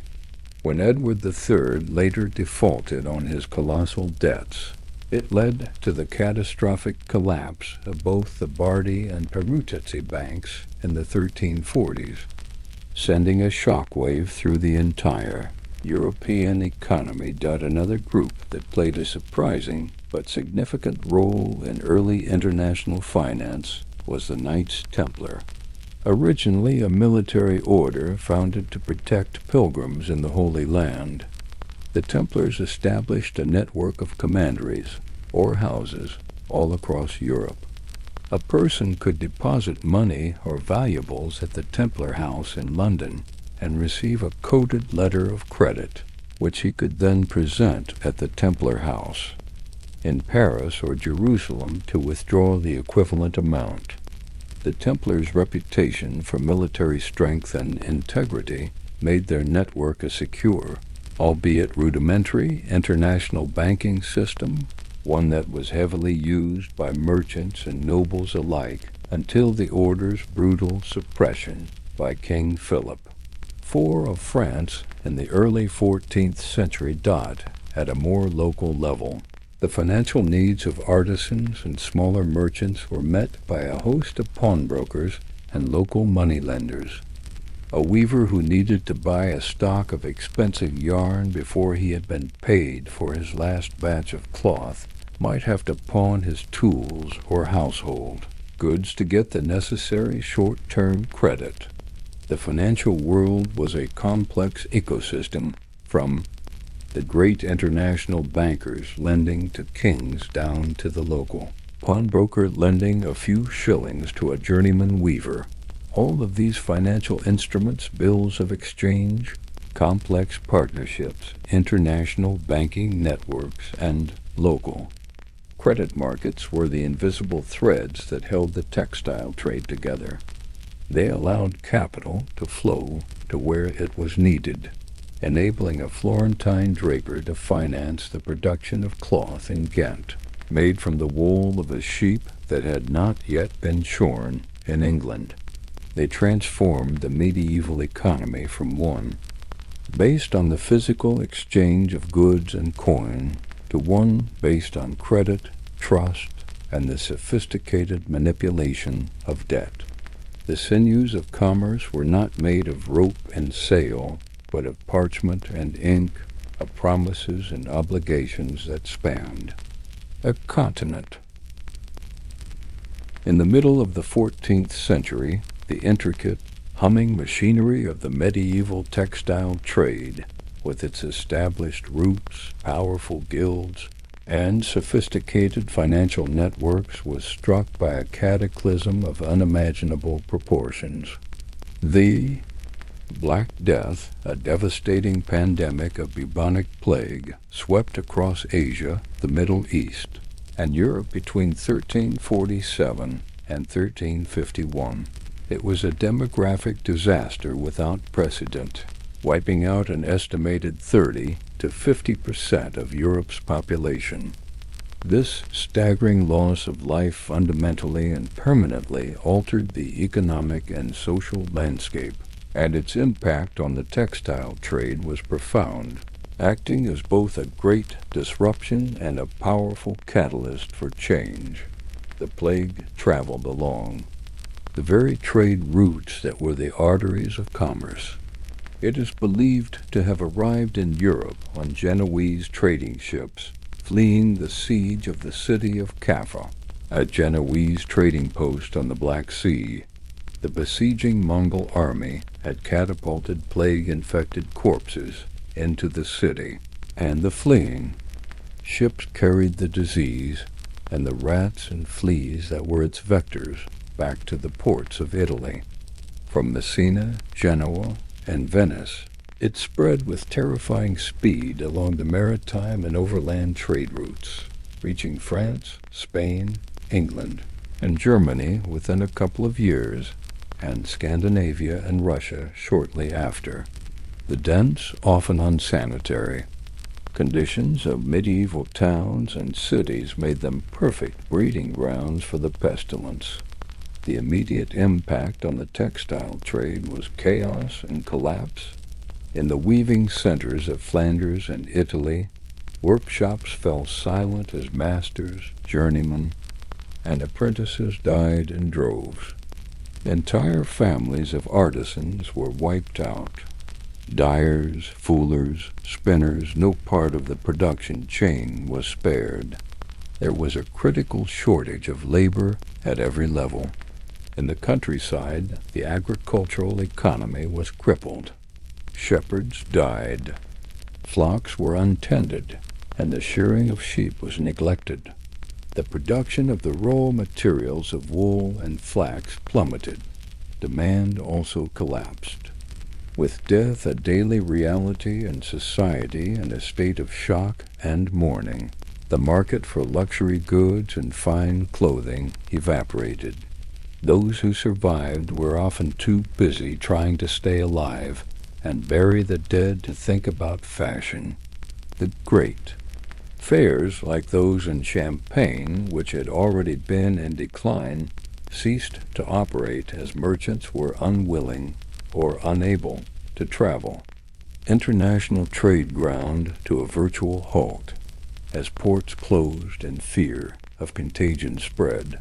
The complex web of credit and finance fell apart as bankers and merchants died and debts went unpaid. The collapse of the great Florentine banks of the Bardi and Peruzzi just before the plague's arrival, due to royal defaults, had already shaken the financial system. The plague shattered it. However, as the first and most virulent wave of the plague receded, a new and very different economic reality began to emerge from the wreckage. The most significant long-term consequence of the Black Death was a severe and chronic labor shortage. With up to half the population gone, the value of labor skyrocketed.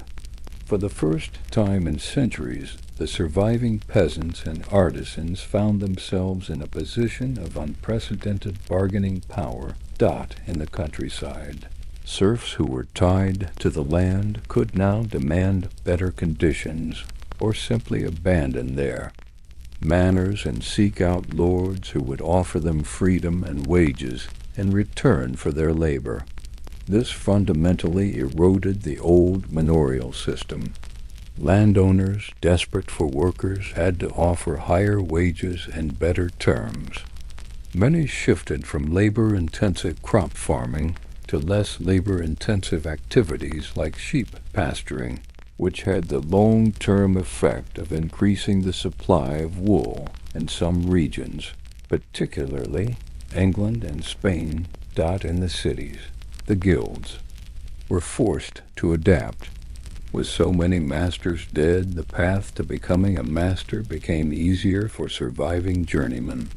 Guilds had to lower their entrance fees and relax some of their more restrictive rules simply to get the workshops running. Again, wages for skilled artisans rose dramatically. A surviving weaver or dyer in the 1350s could command a wage that would have been unimaginable a decade earlier. This rise in real wages for the lower classes had a fascinating effect on the textile market. While the very top of the luxury market may have suffered initially, a new and broader consumer base began to emerge.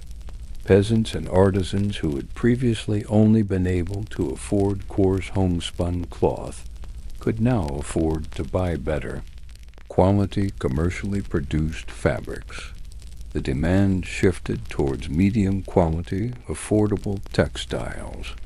This spurred the growth of new weaving centers, often in rural areas or smaller towns that were less constrained by the old guild structures of the great cities. In England, a native cloth-making industry began to boom, producing its own woolens. To compete with the Flemings rather than just exporting raw wool, the plague also accelerated technological adoption. With labor now expensive, there was a greater incentive to invest in labor-saving devices. The use of the water-powered fulling mill, which had faced resistance before, became more widespread. The spinning wheel, more efficient than the drop spindle, became ubiquitous. These innovations helped to offset the high cost of labor and increase productivity. The social and psychological impact also influenced fashion. Some historians note a trend towards more extravagant and ostentatious clothing among the wealthy survivors, a kind of live-for-today attitude. At the same time, sumptuary laws that attempted to regulate what different social classes could wear were passed with greater frequency. The fact that a wealthy peasant might now be able to afford the same kind of cloth as a minor nobleman was deeply unsettling to the established social order, and these laws were a futile attempt to maintain the traditional visual distinctions between the classes. The Black Death was an immense tragedy, a dark caesura in the history of the Middle Ages, but in its devastating wake, it acted as a powerful agent of transformation. It broke the rigid structures of the old feudal and guild systems, empowered labor, and redistributed wealth on a massive scale. For the textile trade, it cleared the ground for new industries, new technologies, and new markets to emerge. The world that came after was a more volatile, but also a more dynamic one, a world where the old certainties had been washed away by a tide of disease, leaving the survivors to weave a new social and economic fabric. The late 15th century marked the twilight of the medieval world. The established patterns of trade, the familiar maps, and the very worldview that had defined the era for 1,000 years began to unravel and be replaced by something new. Two pivotal events occurring within a few decades of each other served as the final blows to the old system of textile trade and heralded the dawn of a new global age. The first was the fall of Constantinople in 1453, which slammed a door shut on the ancient Eastern roots. The second was the dawn of the Age of Discovery, which opened up new oceanic highways that would reroute the flow of global commerce forever. Constantinople, the great Byzantine capital, had been the linchpin of the east-west trade for over a millennium. Even in its long decline, it remained a vital gateway to the Black Sea and the Overland Silk Road routes. The city was a major market for silks, spices, and other Eastern goods. Venetian and Genoese merchants had extensive colonies and privileges there. When the Ottoman Sultan, Mehmed the Conqueror, finally breached the city's legendary walls in 1453, after a long siege, it sent a profound shockwave across Christendom. It was a symbolic and psychological blow, but its commercial implications were just as significant. With the Ottoman Empire now in firm control of Constantinople and the Bosphorus, the old, comfortable trading arrangements of the Italians were over. The Ottomans did not cut off trade entirely. They were pragmatic and understood the value of commerce, but they now controlled it. They imposed new taxes and tariffs, and Christian merchants operated at the sufferance of the Sultan rather than by right. The Genoese lost their key Black Sea colonies, which were a major source of grain, slaves, and access to the northern Silk Road routes. For Venice, which had based much of its eastern strategy on its relationship with Byzantium, the new geopolitical reality was a major challenge. Access to the traditional sources of silk and spices in the Levant became more difficult, more expensive, and politically more precarious as the Ottoman Empire continued its expansion. The fall of Constantinople created a powerful incentive for European powers, especially those on the Atlantic coast who had long been at the tail end of the lucrative Eastern trade, to find an alternative route to the source of these goods. The dream was to bypass the Venetian and Ottoman middlemen entirely and establish direct maritime contact with the spice islands of the Indies and the silk markets of the East. This quest was the driving force behind the Age of Discovery. The Portuguese, under the patronage of figures like Prince Henry the Navigator, were the pioneers. Throughout the 5th-10th century, they had been systematically exploring the coast of Africa, developing new shipbuilding technologies like the caravel, a small, maneuverable ship that could sail effectively against the wind, and improving their navigational techniques. Their initial goals were access to West African gold and the establishment of a new crusade against the Moors, but the ultimate prize was a sea route to India. In 1488, Bartholomew Dias rounded the southern tip of Africa, the Cape of Good Hope, proving that the Indian Ocean was accessible. A decade later, in 1498, Vasco da Gama completed the epic voyage, arriving in Calicut on the coast of India. This was a moment that changed the world. The Portuguese had opened up a direct all-water route to the sources of spices and, importantly, for the textile trade to the master weavers of India. They could now buy pepper, cloves, fine cotton muslins, and printed calicos at their source, load them onto their ships, and bring them back to Lisbon, completely bypassing the old Silk Road, the Persian Gulf routes, and the Venetian-Egyptian. Monopoly. At the same time, on the other side of the Atlantic, the Spanish-sponsored voyage of Christopher Columbus in 1492 had accidentally stumbled upon a new world. While he had not found a western route to the Indies, his discovery opened up two vast continents for conquest and exploitation. For the textile world, the Americas would eventually provide vast new sources of wealth in the form of silver from mines like Potosi, which would be used to pay for Asian goods. It also provided new and brilliant dyestuffs.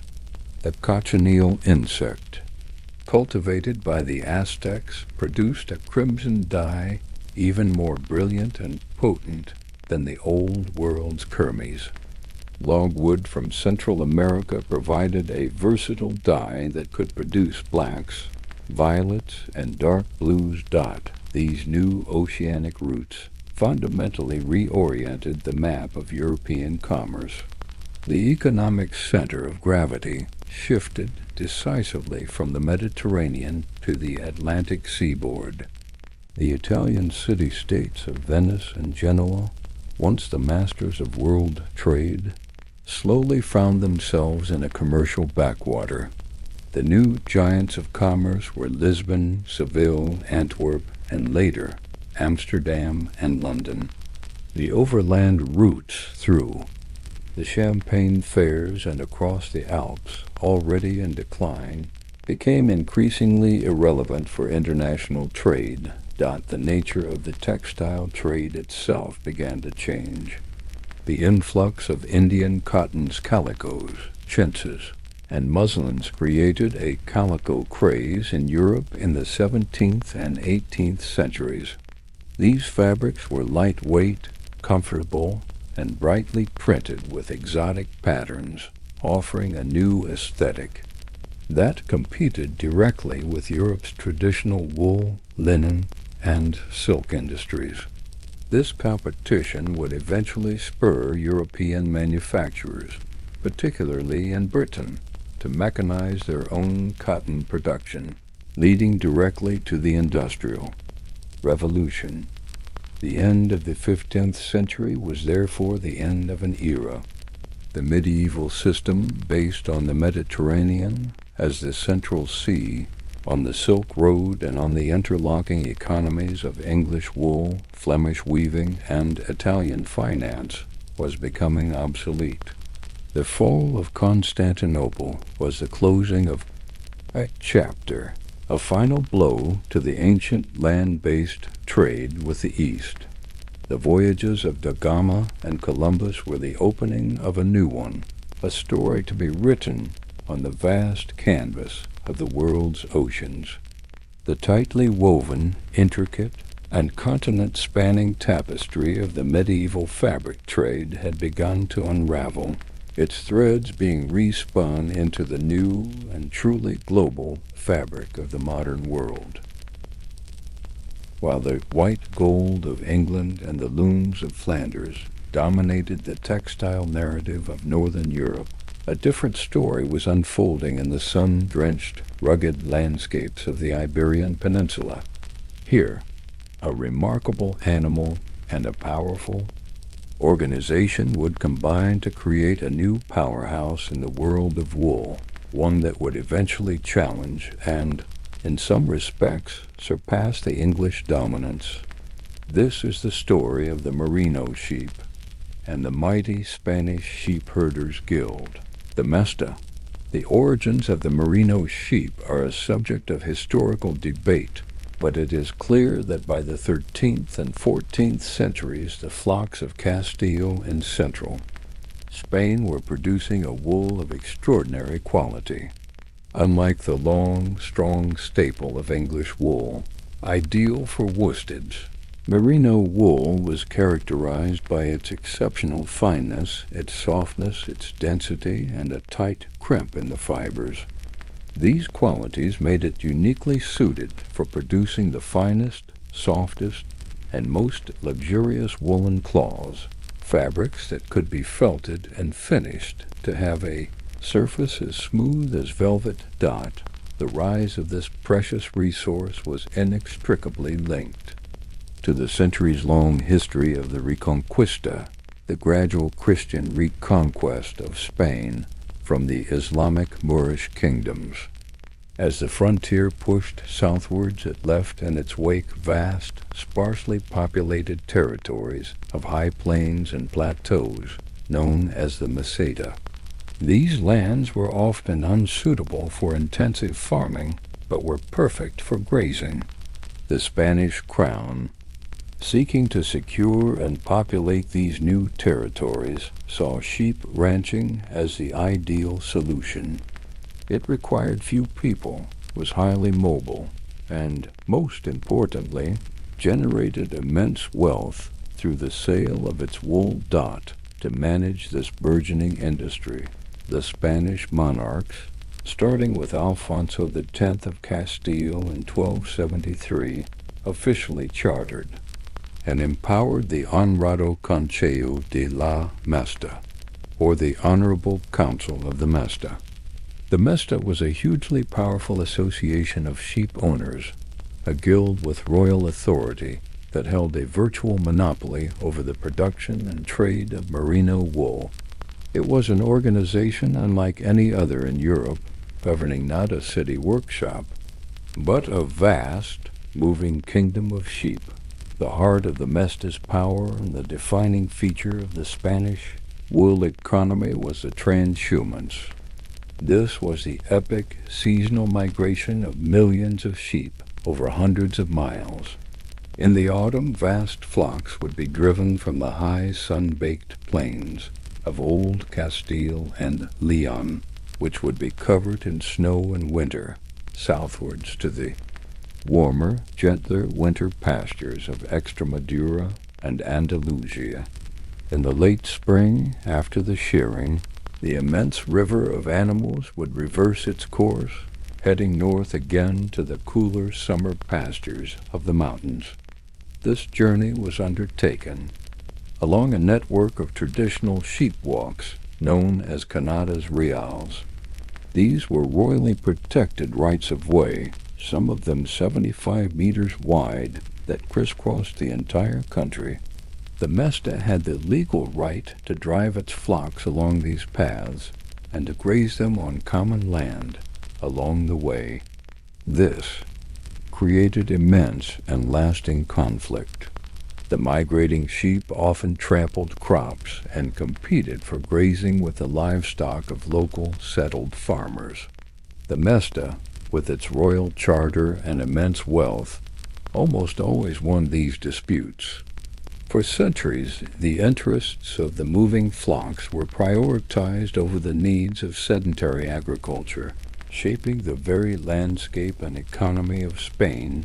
The annual shearing, which took place in the south before the spring migration, was a monumental undertaking. The flocks were gathered at huge shearing stations known as esquilios. The wool was then washed, a process that removed a significant amount of weight in the form of grease or lanolin and dirt. It was then sorted and graded by expert assessors and packed into sacks for transport. From the shearing houses, the wool began its journey to market. Instead of flowing south to the Mediterranean, the vast majority of Spanish wool was destined for the looms of northern Europe. It was carried by mule and cart to the northern Spanish ports of the Bay of Biscay, primarily Bilbao, Santander, and Laredo. These cities grew wealthy as the primary export hubs for Castile's golden fleece. From these ports, the wool was shipped to the great textile centers of the north.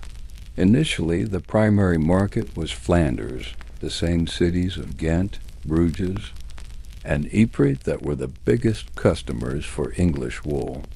Spanish merino offered an alternative, a different character of luxury cloth. Later, as Italy's own cloth industry boomed, Italian merchants would ship Spanish wool from the northern ports down to Florence, where it became the raw material for their own famous luxury textiles. The trade was so vital that a large community of Spanish merchants, the Spanish nation, was established in Bruges, operating much like the Hanseatic counter. The Spanish crown, like the English, recognized the immense financial power of this trade. It levied heavy export taxes on wool, which became a cornerstone of royal finance, funding the armies and policies that would unite Spain and later build a global empire. The control of this incredible resource, a sheep breed whose export was forbidden on pain of death, gave Spain a unique economic weapon. The soft, fine, and incredibly desirable cloth made from merino wool became a new standard in European luxury, a southern treasure to rival the dominance of the north, all of it, built on the backs of a remarkable animal and its epic twice-yearly journey across the heart of Spain. The vast and intricate trade in textiles, which we have followed across mountains, seas, and deserts, was not ultimately about fibers and dyes. It was about people. The final destination for every bolt of silk, wool, and fustian was a human body, and the choice of what to wear was one of the most significant social statements a person could make in the medieval world. Clothing was a language, a visual shorthand that instantly communicated a person's place in the rigid social hierarchy. It spoke of wealth, status, profession, and moral standing, often with more clarity and force than any spoken word. The fabric trade did not just clothe bodies, it dressed a society. Medieval society was often conceived of as being divided into three orders: those who pray, the clergy; those who fight, the nobility; and those who work, the commoners. The clothing of each estate was meant to be a clear reflection of their function and status. For the clergy, clothing was a symbol of their role as intermediaries between God and humanity. The humble monk or friar might wear a simple, coarse habit of undyed or brown wool, a sign of his vow of poverty and renunciation of worldly goods. At the other end of the scale, a powerful bishop or cardinal was a prince of the church, and his vestments reflected that. His robes could be made of the finest crimson silk or velvet, dyed with precious kermes and embroidered with gold and silver thread. These were not mere garments, but sacred objects, their luxurious materials, sourced through the great trade networks, intended to give glory to God and signify the power and authority of the church on earth. For the nobility, those who fight, clothing was the primary arena for the display of status, power, and lineage, a concept known as magnificence. A great lord was expected to dress lavishly, as it reflected on his honor and standing. Their wardrobes were filled with the most expensive products of the international trade. Gowns and doublets were fashioned from shimmering silk velvets, from Lucca rich brocades from Venice, and impossibly smooth, brightly dyed woolen cloths from Flanders. Fashion was a competitive sport. In the 14th and 15th centuries, this reached extremes of extravagance. The fashion for party-colored hose and tunics allowed a nobleman to wear his heraldic colors, turning his very body into a coat of arms. The pointed toes of shoes, known as poulaines or crocaux, grew to such absurd lengths they had to be tied up to the knee to allow for walking. The houppelande, a voluminous outer gown, was made with vast, trailing sleeves that might be lined with expensive fur like ermine or squirrel, a blatant display of conspicuous consumption, where the sheer quantity of fabric used was a statement in itself. For the vast majority of the population, those who work, clothing was primarily functional, durable, and locally made.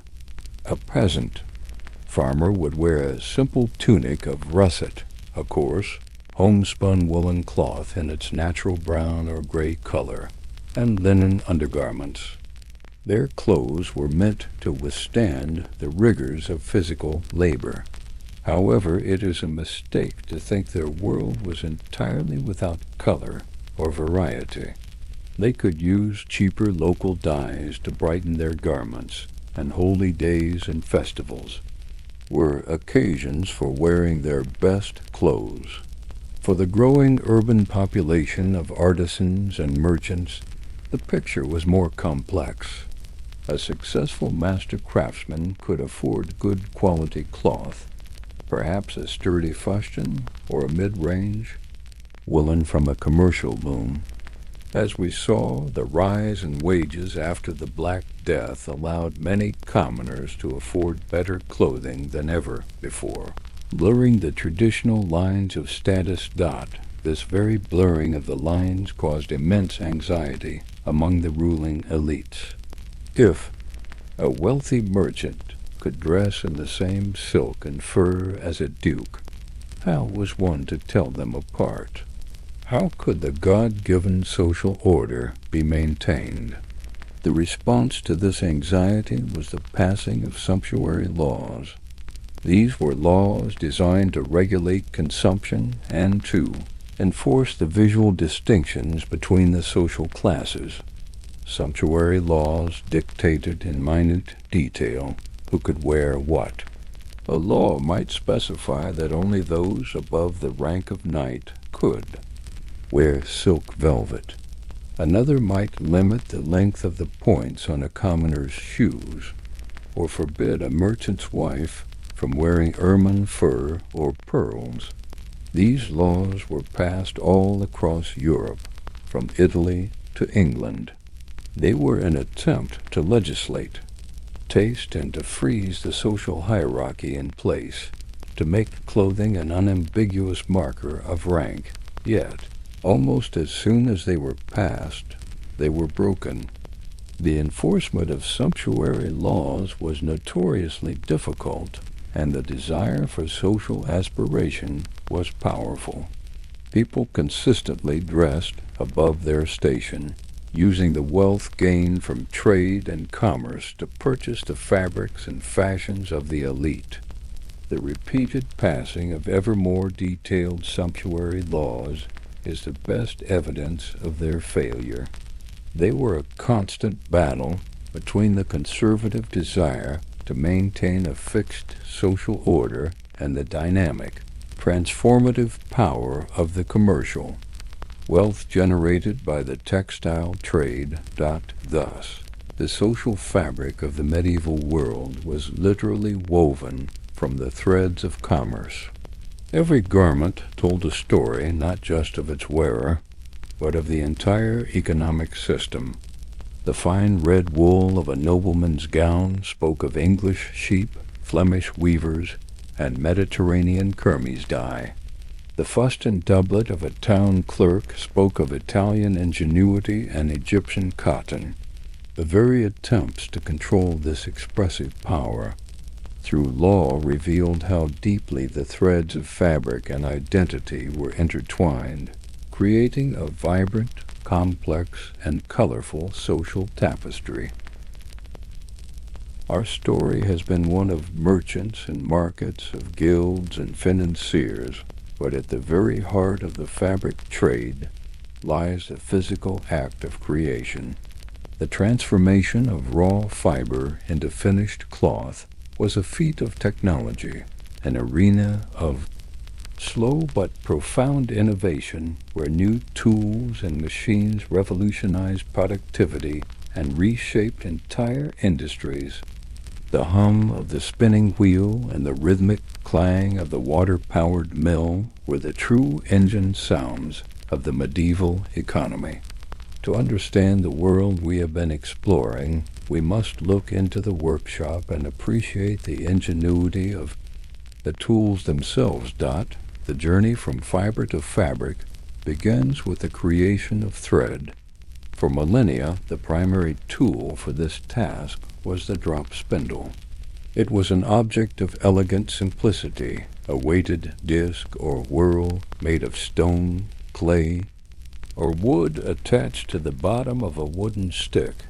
A spinner would draw out a few fibers from a bundle of prepared wool or flax, held on a separate staff called a distaff, and give the spindle a sharp twist.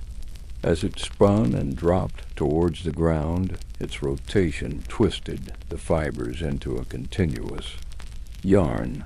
The spinner would then catch it, wind the newly made yarn onto the shaft, and repeat the process. The drop spindle was portable, required no infrastructure, and could be used by anyone, anywhere. It was so fundamentally associated with female labor that the distaff side of a family became synonymous with the maternal line. But it was slow. A single weaver at a loom could require the output of several spinners to keep them supplied with yarn, creating a constant bottleneck in production. The first great innovation to address this was the spinning wheel. Arriving in Europe from the East, likely via the Islamic world, around the 13th century, the spinning wheel was a revolutionary device.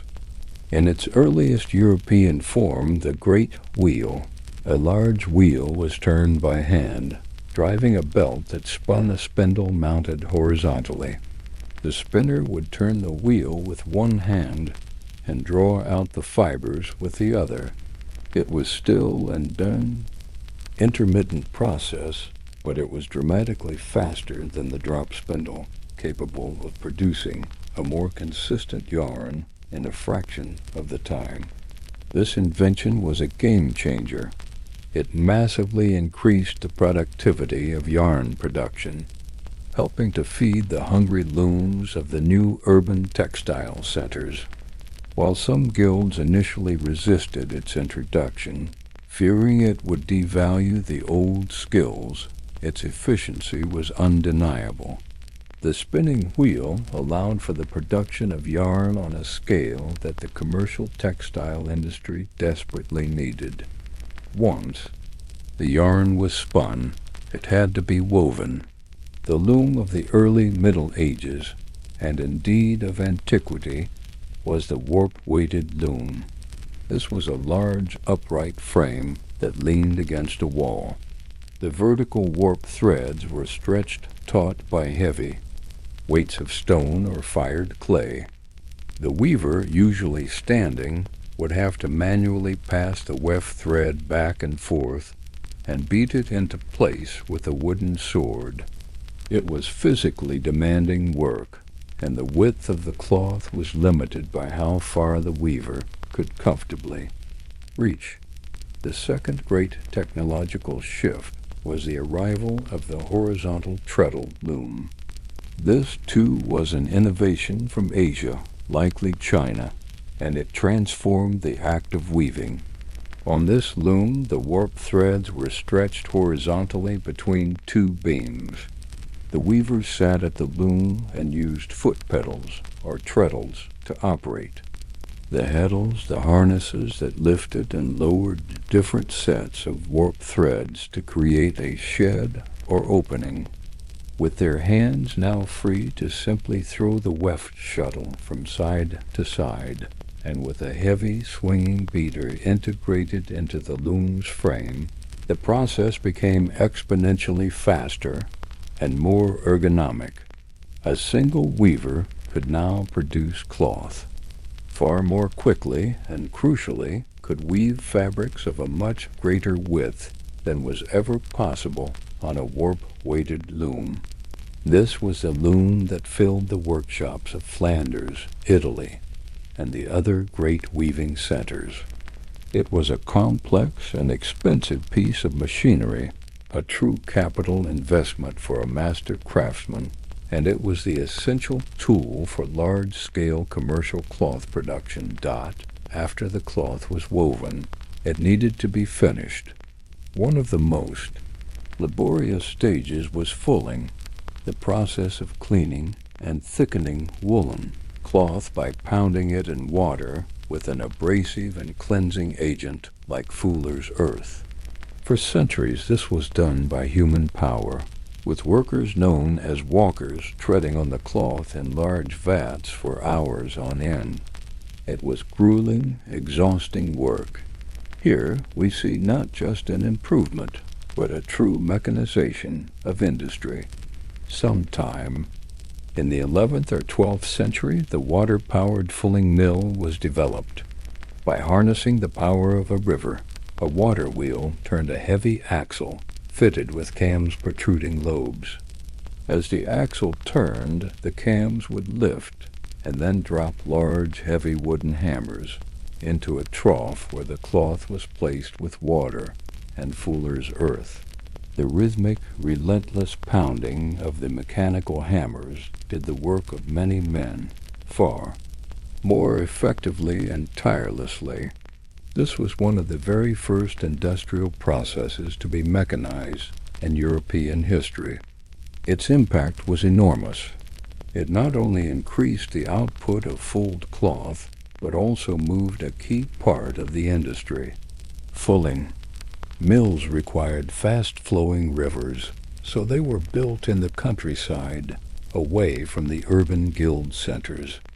This created a new geography of production and sometimes led to conflict, as urban fullers saw their livelihoods being washed away by the new technology.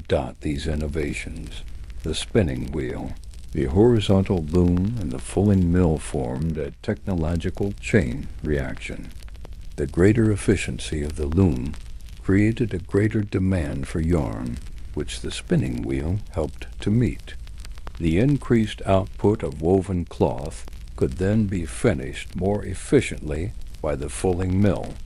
Together, these tools allowed for a massive increase in the scale and quality of European textile production. They were the physical embodiment of medieval ingenuity, the quiet, powerful machines that, as much as any king or merchant, wove the fabric of their world. And so the looms fall silent for our journey tonight. The dust settles on the caravan trails of the Silk Road, and the great cogs of the Hanseatic League fade into the mists of the North Sea. We've traced the threads of this immense and intricate story from the humble, homespun world of the early medieval village to a global network of breathtaking complexity. We've seen how the coarse fleece of an English sheep was transformed into the scarlet cloth of kings in the workshops of Flanders, how the secret of the silkworm traveled from China to the galleys of Venice, and how the demand for a splash of color could fuel a trade in dyes that spanned continents. We've felt the grit and determination of the merchants crossing the Alps, the patient skill of the weaver at his loom, and the quiet revolution sparked by a piece of paper, the bill, of exchange that could move fortunes without a single coin changing hands. We saw how this entire magnificent edifice was shaken to its foundations by the invisible terror of the Black Death, only to be rebuilt in a new and different image. And finally we witnessed the end of that world as the fall of an ancient city and the dawning of a new age of discovery, redrew the maps and rerouted the very flow of commerce. The history of the medieval fabric trade is more than just a story about cloth. It is a story of connection, of how disparate and distant cultures became woven together through the timeless human desires for comfort, for beauty, and for prosperity. It is a quiet history, written not in the grand pronouncements of kings, but in the Weavers' Guild regulations, the merchant's ledger, and the dyer's secret recipe book. It is a history that reminds us that the world has always been more connected than we imagine. I hope this journey through the past has been a calm and steady companion for you this evening. I hope it has quieted the noise of the present and offered a space for your mind to rest. Thank you for joining me. May your rest be deep and your dreams be peaceful. Good night.